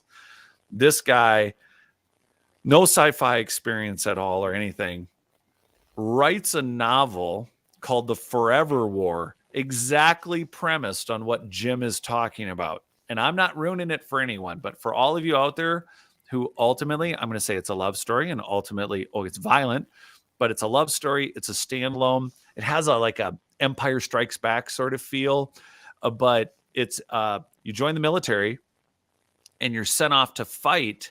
But where you're sent off to fight, Jim, is exactly that situation. Your platoon, you might have $2 in the bank, but when you get back, it could be 10 years, it could be 2 years, it could be 300 years. Everyone could be dead, but you're serving your military to deal with intergalactic issues. But it's a standalone book. It's considered one of the great sci-fi novels of all time. It's called The Forever War, and everything Jim said is basically what this guy from the Vietnam War thought of, and it's just a brilliant, dark and also interesting and exciting, and for all of those out there is a love story in it, and it's one hell of a read. But well, yeah, I mean, but it goes to Jim's point is that everything, the standard, the standard status of objects in the universe is that everything is moving. So that's one thing I always liked about the Star Trek universe and how they dealt with these issues, was that they used a folding of space mechanic, right? that their warp engines could warp space and time, and then they punch a hole through it. So they take a piece of paper, fold it, punch a hole in it where your ship is right here, and then push through it and come out the other side and unfold the space. This is also a sex education class for everyone listening. Yeah. So if you think about it like that, that's how they get around the whole idea. And then they have fancy computers that are monitoring the positions of every planet and star in the galaxy, so they don't run into anything and come out go back to where they need to go. But a guy wants to know, does Jared have a background in science? I mean, like university stuff. I mean, It sounds like theoretical physics. Yeah. One of the best people to listen to on this, I have had an interest, Guy, in a lot of different things. And I don't want to out myself always as a geek, but I was playing the violin seriously, with a very serious instructor, with a professional symphony. I was playing music from the time I was in 5th grade on, but I was studying In Search of Schrodinger's Cat. I was reading, and again, my love of history and my love of science and my love of learning started with a grandfather who is literally Brad Pitt and Fury. So my interest started with my grandfather being in World War II, but it expanded from that to Civil War, Revolutionary War, back to Roman. And then it was like, okay, well, what are these Sumerian things and Egyptians? And then I ignored the megalithic for years. So there's the irony, right? But my interest in these practices, I met Wim Hof the first time he came to America. I was in the group that learned how to do the superhuman, breathing and the controlling your inflammatory response or your heating and cooling.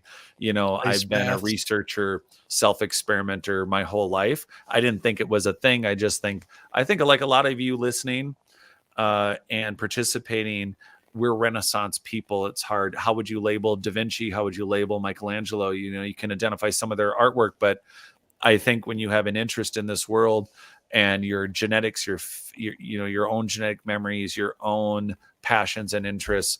The reality is that there's nothing to ordain that you have a right to research it or look into it or be something.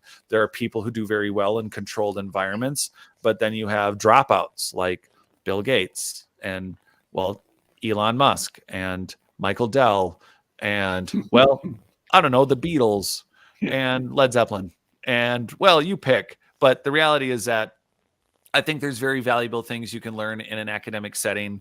I'm very self-taught, and I have had my share of college, but that was probably longer than anyone needed. And well, I know, Guy, and I think, and being, in academia myself, I can honestly say that what Jared is saying, and people like me who've been to college and taken the science courses and stuff, Jared would probably have an upper hand in understanding science better than I would, actually. And I think Guy would agree with this, because the university really puts you in a framework of this is how you should think about things. Now, they talk about critical thinking and all of this stuff. However, what you end up with is being stuck in kind of a mode of thought of, this is the timeline. This is when civilization started. This is this is that. And I really broke myself of it when I would ask my professors, my earth science and paleontology professors, like, how could all these species, all 190 species of animals over 100 pounds, go extinct, and say that humans, who were not very many during the end of the younger Dryas, let alone what happened back during Mount Toba, how could humans have wiped out whole species, and eat everything?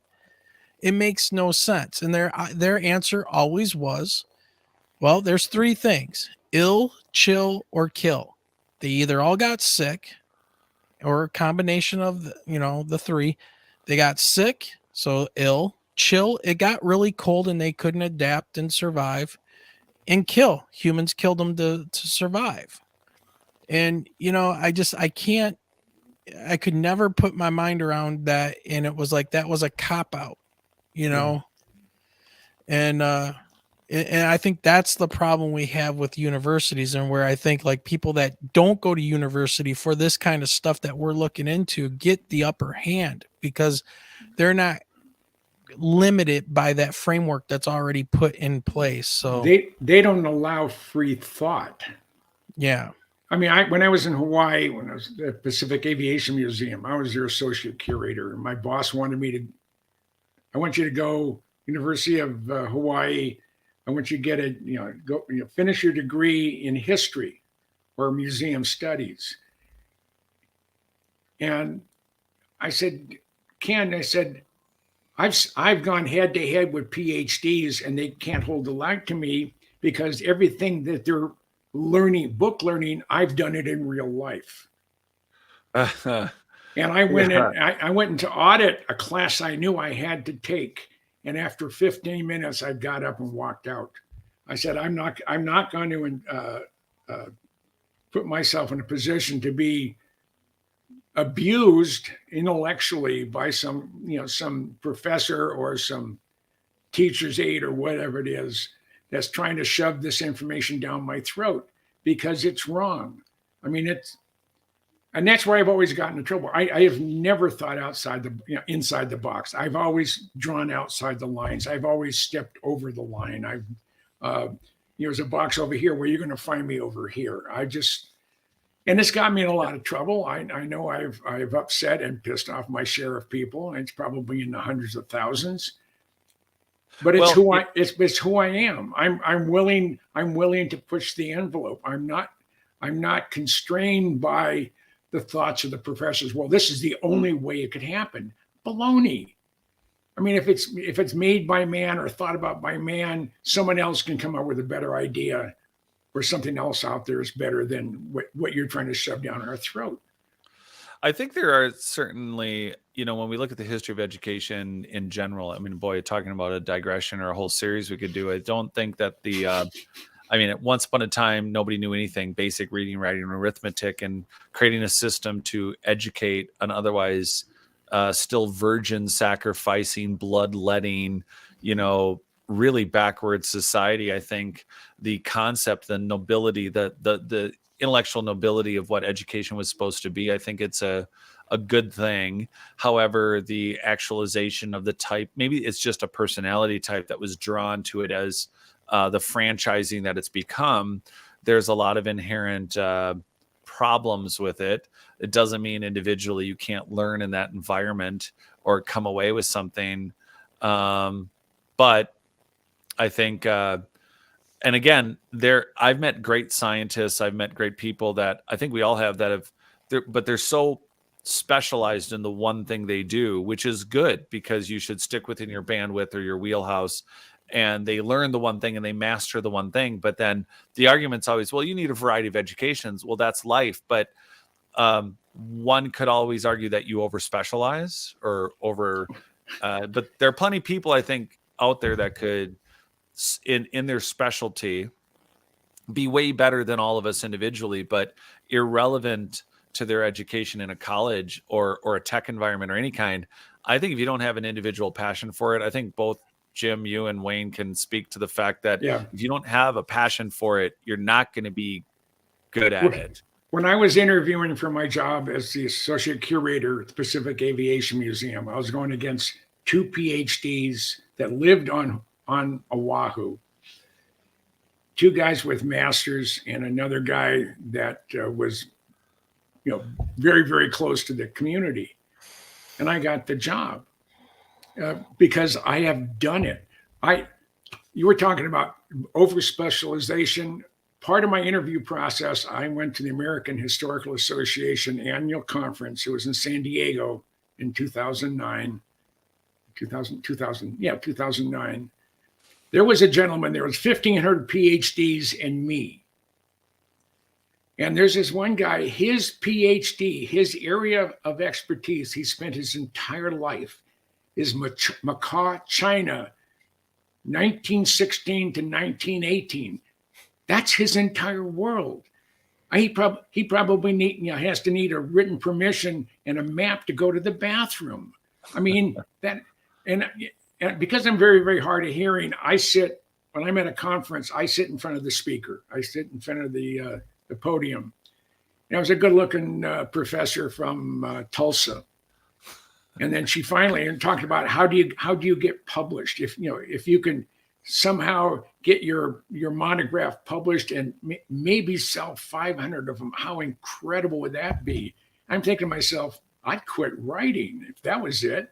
I mean, the books that you can see behind me, there's 29 of them out there, and total number sold right around 500,000. You don't make any money on it. I mean, you make pennies on the book. But finally said, how many of you? And there was about 150 people in the session. How many of you are published? And I raised my hand, and I look around. There's only one or two other hands, and she points to me. And I stood up and said, "Well, where are you a professor?" I said, "I'm not. I don't have a PhD. Oh, I don't have a master's degree. I got about 3 years of University of Minnesota straight A's, but." Says I just finished my 19th, it was my 22nd book. And I've sold over 400,000 copies of my books, titles with my name on it. And all of a sudden, everybody, the hands that were up came down, and she looks around and nobody's raising their hand. And he says, session dismissed.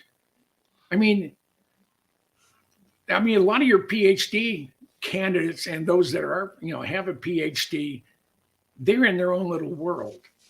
And you know what the problem with that is, though, and this is the real big problem. Not only are you in your own little world, you never grow anymore. That's right. Because you stay in that bubble because it's so comfortable.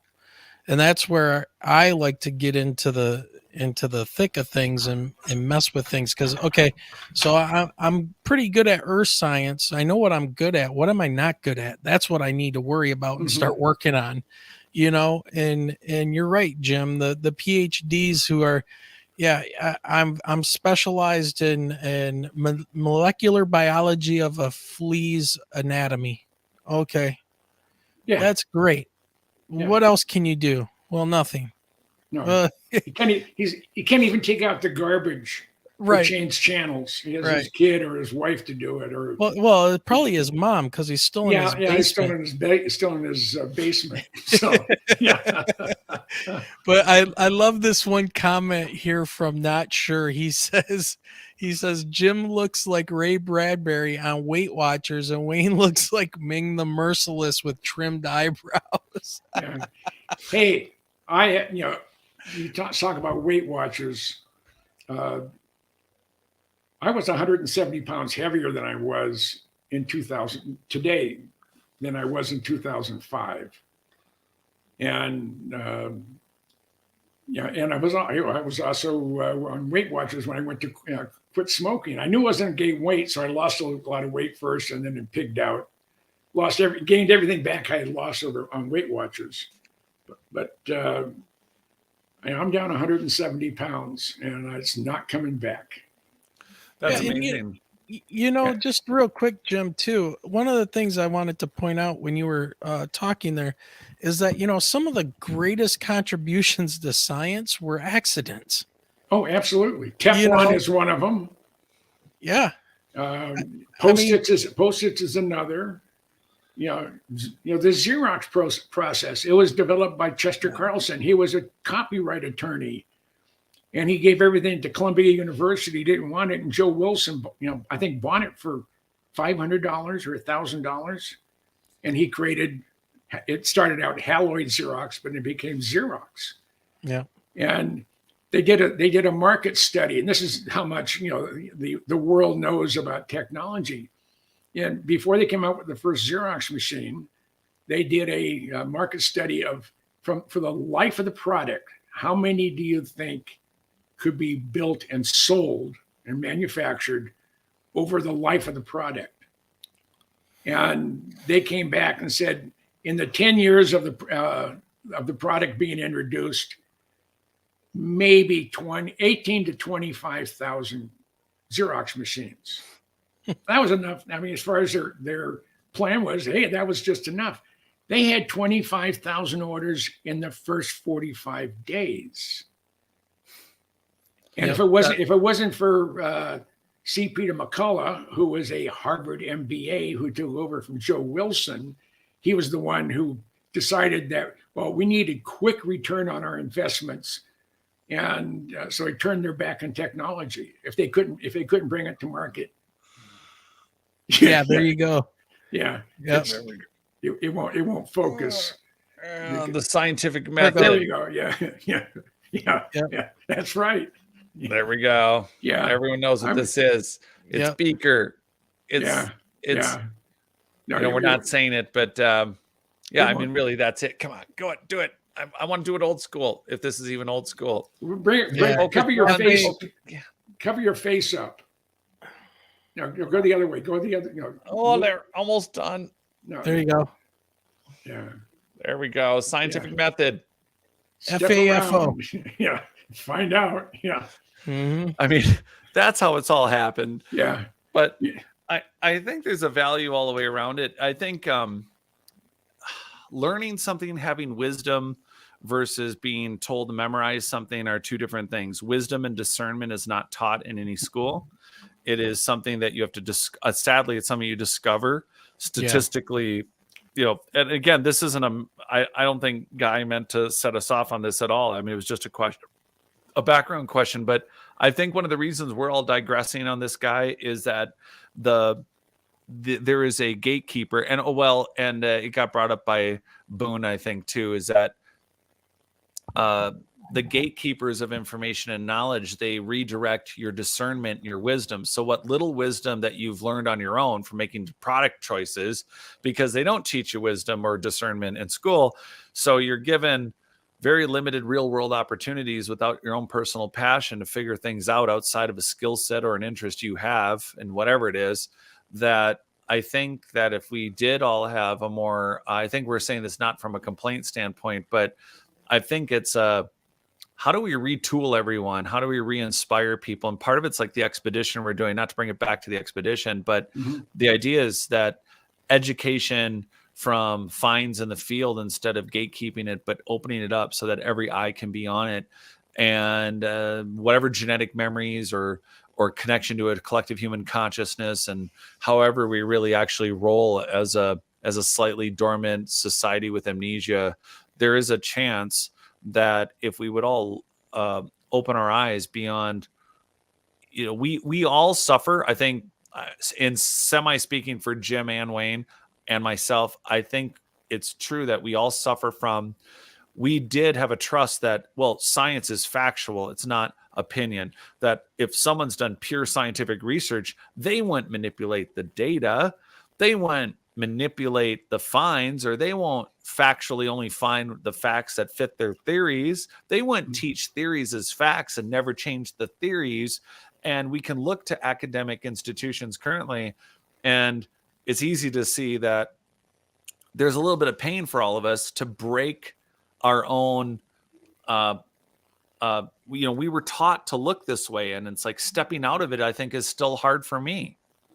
Every position I've had since 1974 required a degree. Some of them required double E's. Some have required masters. My last job at the Pacific Aviation Museum, they really wanted a PhD, and I got the job. Yep. And like Elon Musk said, I don't have a Harvard degree, but a lot of guys that work for me do. He says, I don't care if you're a high school dropout, if you haven't make it past 9th grade, if you can get the job done, I'll hire you.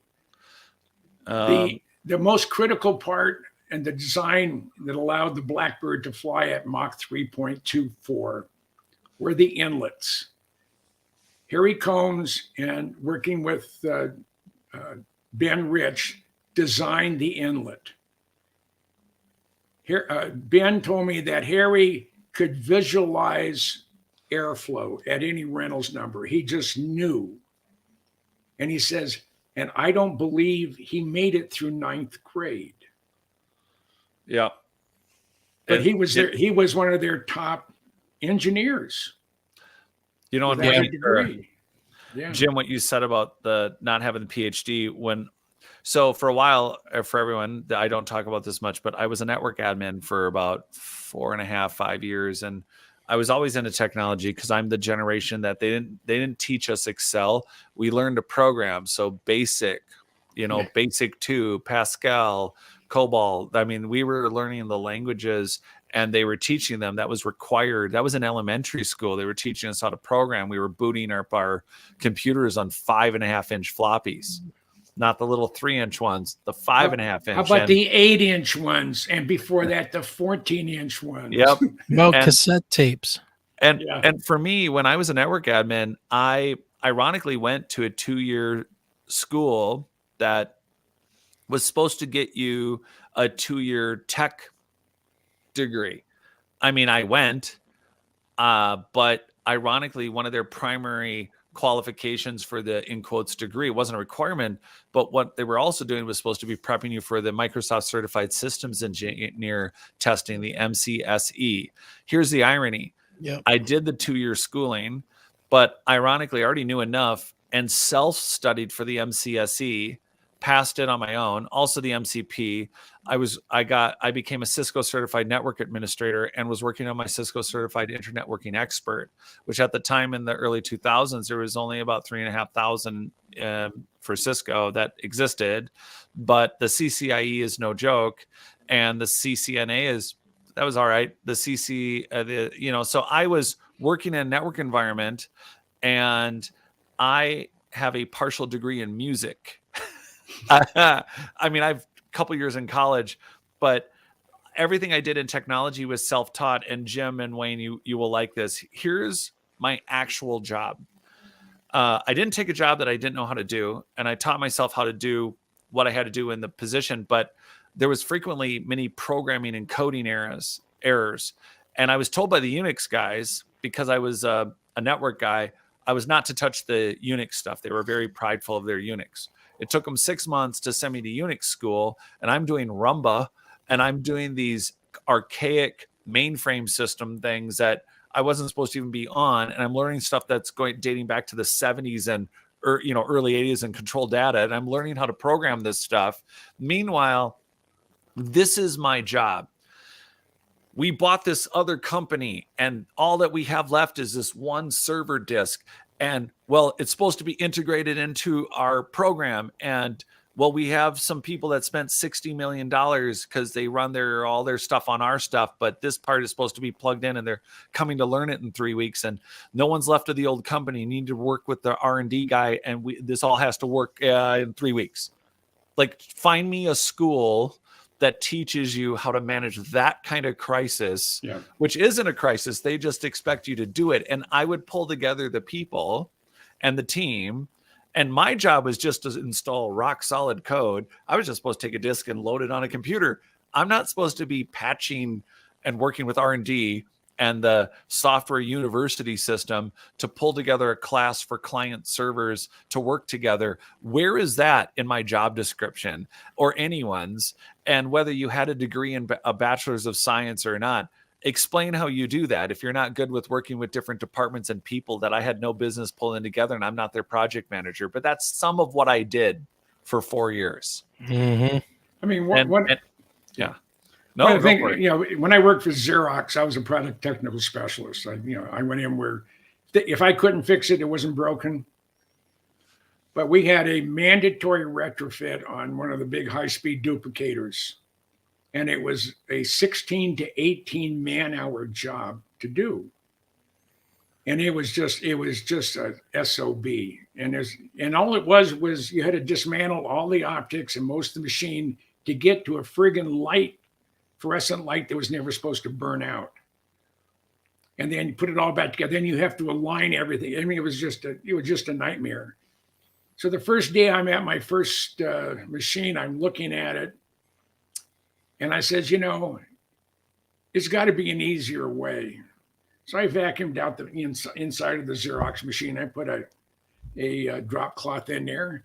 I got my ball peen hammer. I went, shattered the fluorescent light. Everything fell down. I vacuumed out. I clicked the new one in. I was done. I took a 18-hour man-hour job and compressed it to less than 10 minutes. From the time you walk in the door till you walk out.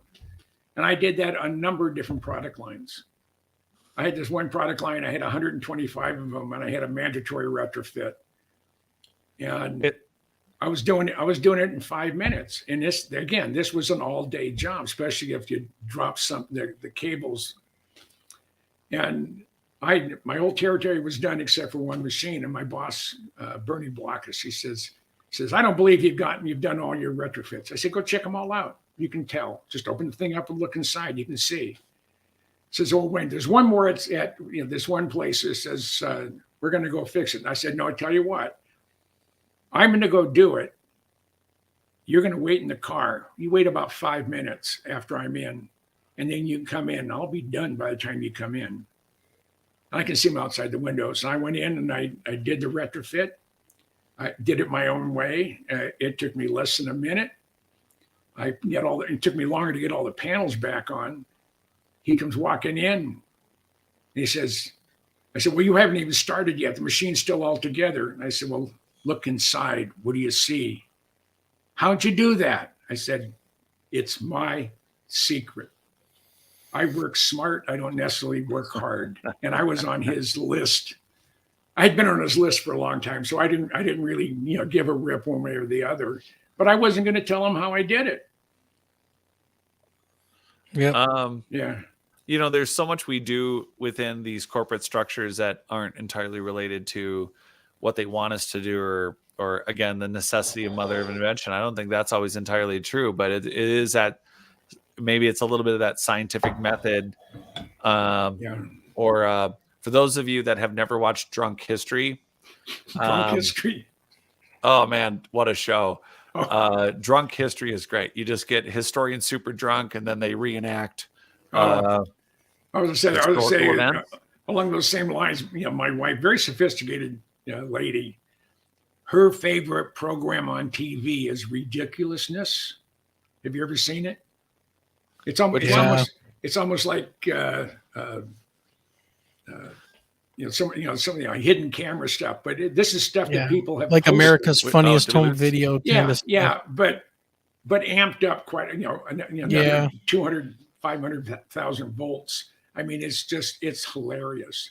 And I can be in here in the computer, and I can hear her laughing. So, it's good entertainment.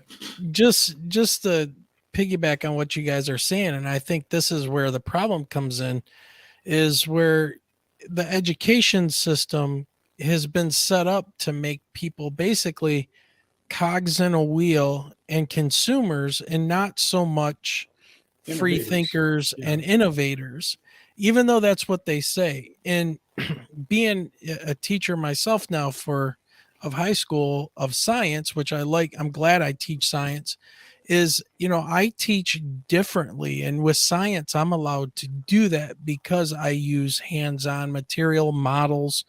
There is book learning and stuff, but I approach it from a premise of, okay, here's the basic rules of a lab. This is what you guys need to figure out. Have at it. Just take notes while you're doing things, and discuss it with your team and it's a totally different science of what it's used to, but science classes have kind of changed for the lower grades, the secondary schools.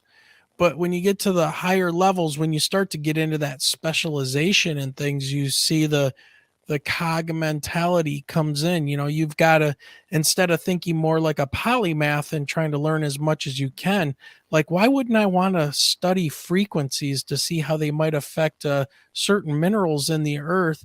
But I need to know how to identify minerals using acid droplets and scratch tests and things like that. But why can't I branch out into this? Well, no, because now you're focusing on mineralogy. You're learning the structure of minerals and and that's that in the classroom kind of a thing. Why do all the kids sit in one direction? Why is the teacher at the front of the room pointing to a blackboard where the clock is, where the flag, all the classrooms are set up to be that, I don't know, pre-industrial, 1890s,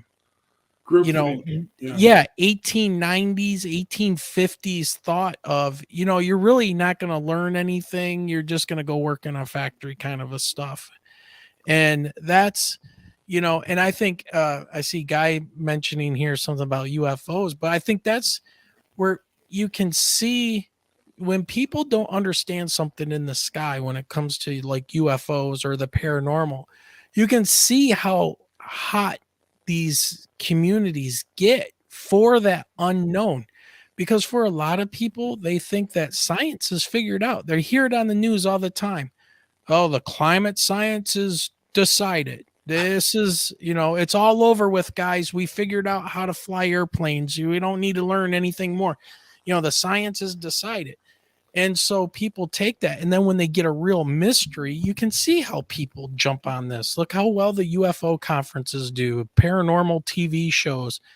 People love that mystery because they want something to figure out. But do they actually ever do it? Right? Yeah. But to the expedition point now, people, here's your chance to actually participate in something.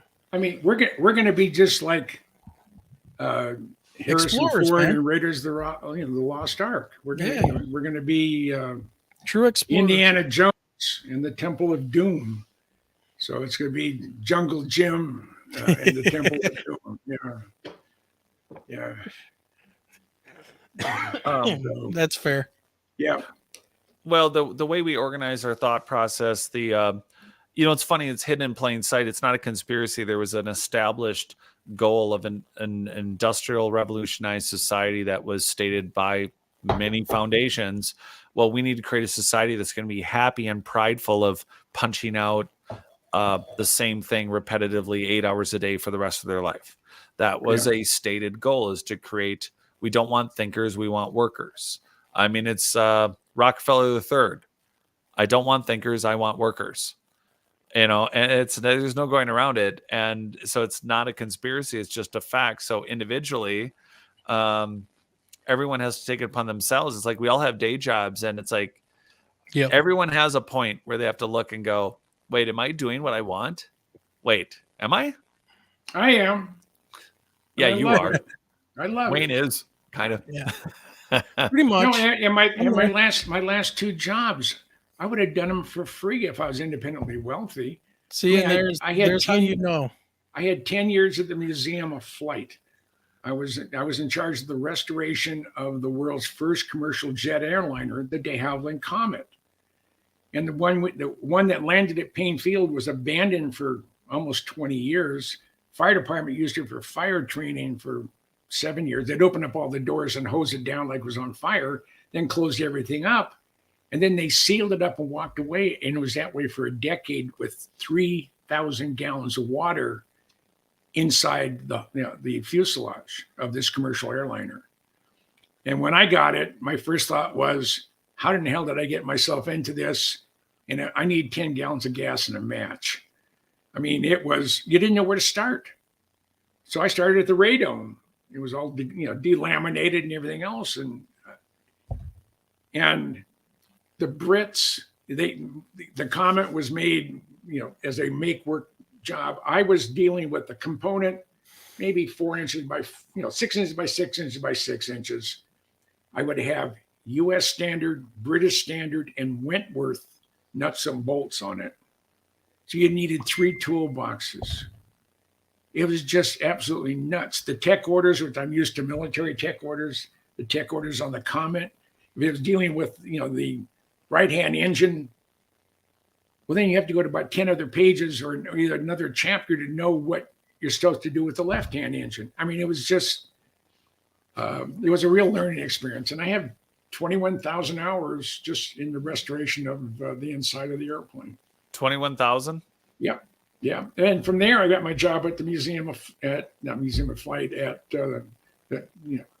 Pacific Aviation Museum in Pearl Harbor. So this is stuff I did for fun. I'm a founding member of the Minnesota Air Guard Museum. I got the Blackbird in there, and plus half the other airplanes in there. And it's just something I love to do, and that's what I ended up doing. And this is my next chapter. I want to become George of the Jungle. Yeah, that's actually accurate. He will be. That's exactly right. Yeah. I will get a shot of you then in the jungle with a banana. Okay, that's fine. I love bananas. So, but Jim did just breeze through when he said he got that Blackbird into the Minnesota Air Museum by getting it into it. I know you guys have heard the stories about the transport, the cost it should have been, the acquisition, but I don't think when Jim says he has bad hearing, he's explained enough that chopping up the Blackbird to get it into transport, to actually transport it, cost him some of that hearing, did it not? Yeah. That and a brain tumor. So, but the one ear that does work, it's all because of airplanes and the restoration thereof. So, hey Jim, we got somebody watching that goes by the name Not Sure on my YouTube channel, and he says my great uncle flew the U-2. What was his name? I may know him. Not Sure. Yeah, what was your uncle's name? Jim might actually know him. And then Douglas Boone says, I used to listen to Coast Radio. That is the crowd who would support your work. Huh? Yeah. So I don't bring it up, but I've been on Coast to Coast a couple times. I've been on Richard Sirrett's one of the other I love Richard hosts. Yeah. So I've been on Richard Sirrett. I know Richard, and I think that's the first time I ever heard you talk a couple of years ago, Jared. It was on Richard, yeah. And then I got him. I got him on my podcast, and he's like, "This is the last one of these I'm ever doing." Oh, really? Yeah. So I got him for the last interview. Why? That's so interesting. I guess I don't know, but I know that he is basically doing his own thing now. He's not on the radio station in Toronto anymore. Well, he has 7 podcasts that he does, or 6. Yeah. And that includes his time on Coast to Coast, and he does a show out of Toronto. And for those that, I don't think Richard would care if I said this, but Richard's the only person I've ever met other than myself. My grandfather was in the 13th Tank Battalion. His father was in the equivalent Canadian tank battalions that paralleled Patton and the American tank divisions into Belgium and Holland. I mean, from landing in D-Day through Belgium and Holland and back to France for Battle of the Bulge into Berlin. His father was a parallel tank commander. So we kind of geeked out over that early on. Oh, that's cool. Yeah, so it's weird the connections we all have and where this all is. This is going extremely well. I don't want to kill the buzz or the party right now, but Wayne, how is everyone doing? This is supposed to be an hour and a half, and look at us now.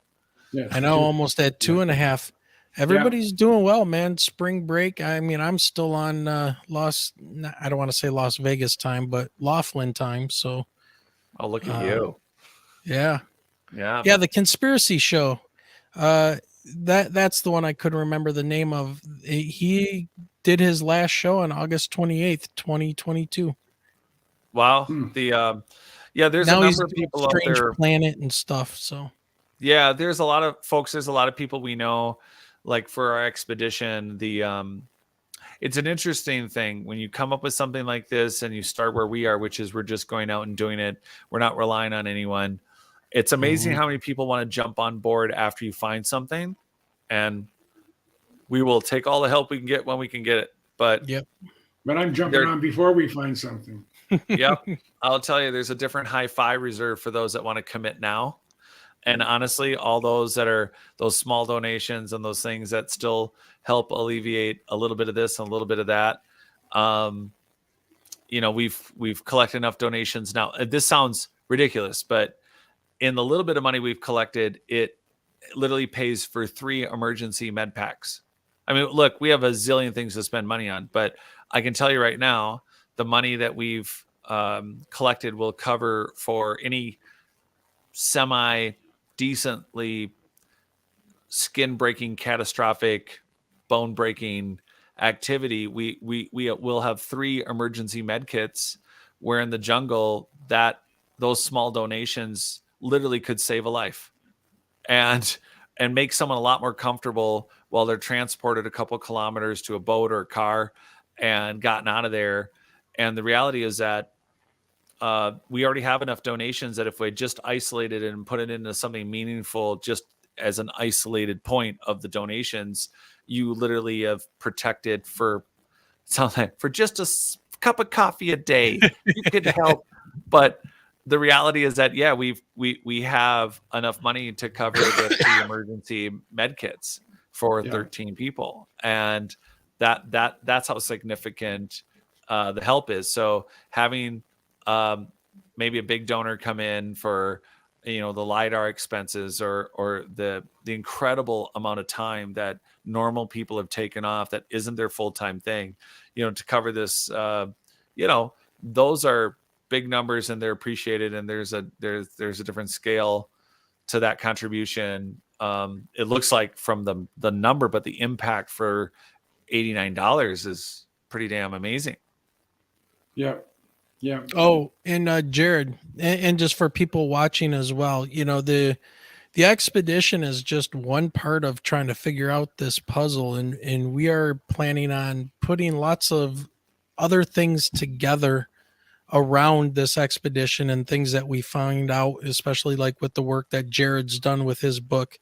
And so I've actually gotten approval for next year to actually have a section created and set aside to run my students through for a trial run. So whatever data and things we can get collected, I've been given the AOK to create some lessons based around that. And as long as I can apply a next generation science standard to the work, it's all good. So charts, graphs, maps, all that stuff. And I'll be running something next year. So I'm actually going to be introducing this material to inner city young kids that probably will never have the chance to get out there and maybe one day they will, but the concrete jungle seems to be a lot of their homes, and that's where they stay their And whole that gobbles lives. up a lot of wonderful kids too. Yeah, and they're just as interested about this stuff as we are, and their brains can, because they're not tainted as much as ours, but Yeah, they can still soak it up when they're young. Yeah. A quick answer, and I'm going to have to run here in a second. Also, not right. sure. You want to, I asked him if he knew the name of his uncle, a YouTube pilot. He said Brown. Yeah, I knew Buddy Brown. Buddy Brown flew both the U-2 and the SR-71, so it could be him. Only met him once in 1970. He says. When he retired from the Air Force, he ended up working for Lockheed. And when he retired from Lockheed, he moved to the greater, I think, Knoxville area of Tennessee. So if he's from the Tennessee area, maybe that's where it's from. Yeah. I think, Jim, this was Wayne. We definitely, I guess, killed it this time, and there's been a lot of interest. And we've talked about our expedition, our ongoing efforts to want to do more expeditions and to do more filming. And the next round will be a lot different because hopefully this will be a documentary, and this will be something that a lot of people want to watch after we record it and work all that out. Zen, this is a good idea. Haven't done it. That would be worth doing. We've been doing a lot of shows about it and doing the GoFundMe. There are some private groups that we're definitely looking at for different reasons to participate. This is a very, very unique trip since no one's done it in modern times in this area. No one's looked in 100 years, and definitely in the last 40. But we will, we'll keep going down the route for financing. We're all going. We're filming. We're doing it no matter what. And once we have video and stills and first person, we've been there. That will make a huge difference. Yeah. And, Jared, to your point, my hat's off to the people that are creating Streamyard. I think one of the best ideas they've had in a very long time that they've implemented, which is working beautifully, is this idea of letting guests live stream to their destinations as well. So not only is your audience seeing this and hearing me able to talk and interact with you guys, but my audience is getting this live as well on two, major destinations for me and my group of, over 6,000 people now on Facebook, and YouTube is slowly growing, but it does Michael from Dark Hour, does he do live stream on StreamYard? He does. He has the Dark Hour Paranormal on YouTube. Man, you need to get him on out. I did send out the invite tonight, and this was, and I actually did not talk to him about it, so I did not expect to see him. Nikki, Nikki Milovic, Nikki Anna Jones, sent her an invite. She had another show to do tonight. But just as many people we can get on here that already have a semi-established platform, man. It's like a chain letter, that it's crazy. Get people interested. Works.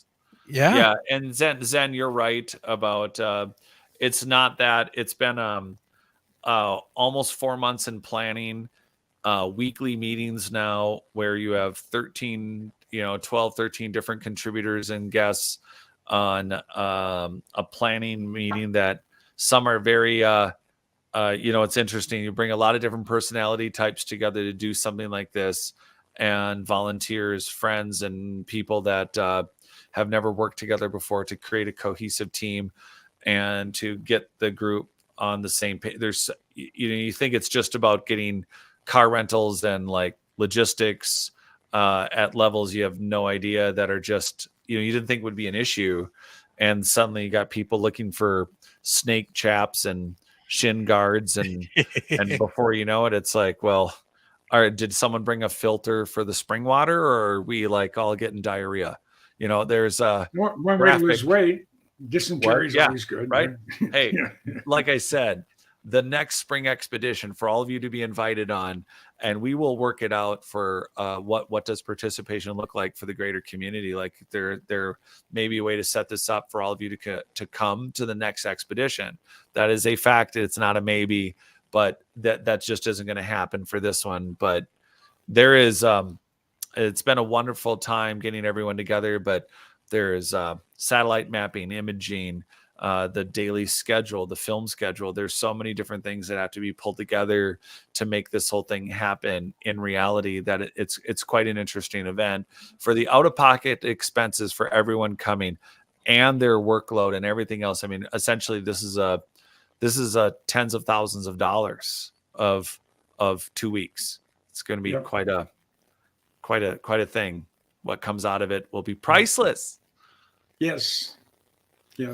All right. Jim, yeah, you're out. And Wayne, anything else before we say goodbye to everybody? Nope. Just want to thank everybody for coming and checking out this swapcast of Not Aliens and the Michigan UFO Sightings and Paranormal Encounters podcast. And help Ray, out. You have the GoFundMe link? Yeah, I've put it in there. I've been 100% reliant. Wayne has been posting it nonstop throughout the chat. Yes. It is there for everyone. Okay. So it's also in my show description on my channel. So I should probably add that one in on this one. Yep. Add it to your show descriptions for sure. Welcome to YouTube 101. That's the next show. Thanks everyone for joining us. We are going to sign off and we will see you next week. And you'll likely see us on other shows. And if Wayne's really short, people, I'll come on your show. Hey, maybe maybe right before you guys go, That'd be fun. Well, if we haven't gone insane by then. Well, true. Yeah. Oh, also true. Hey, just pretend none of us said that, everybody.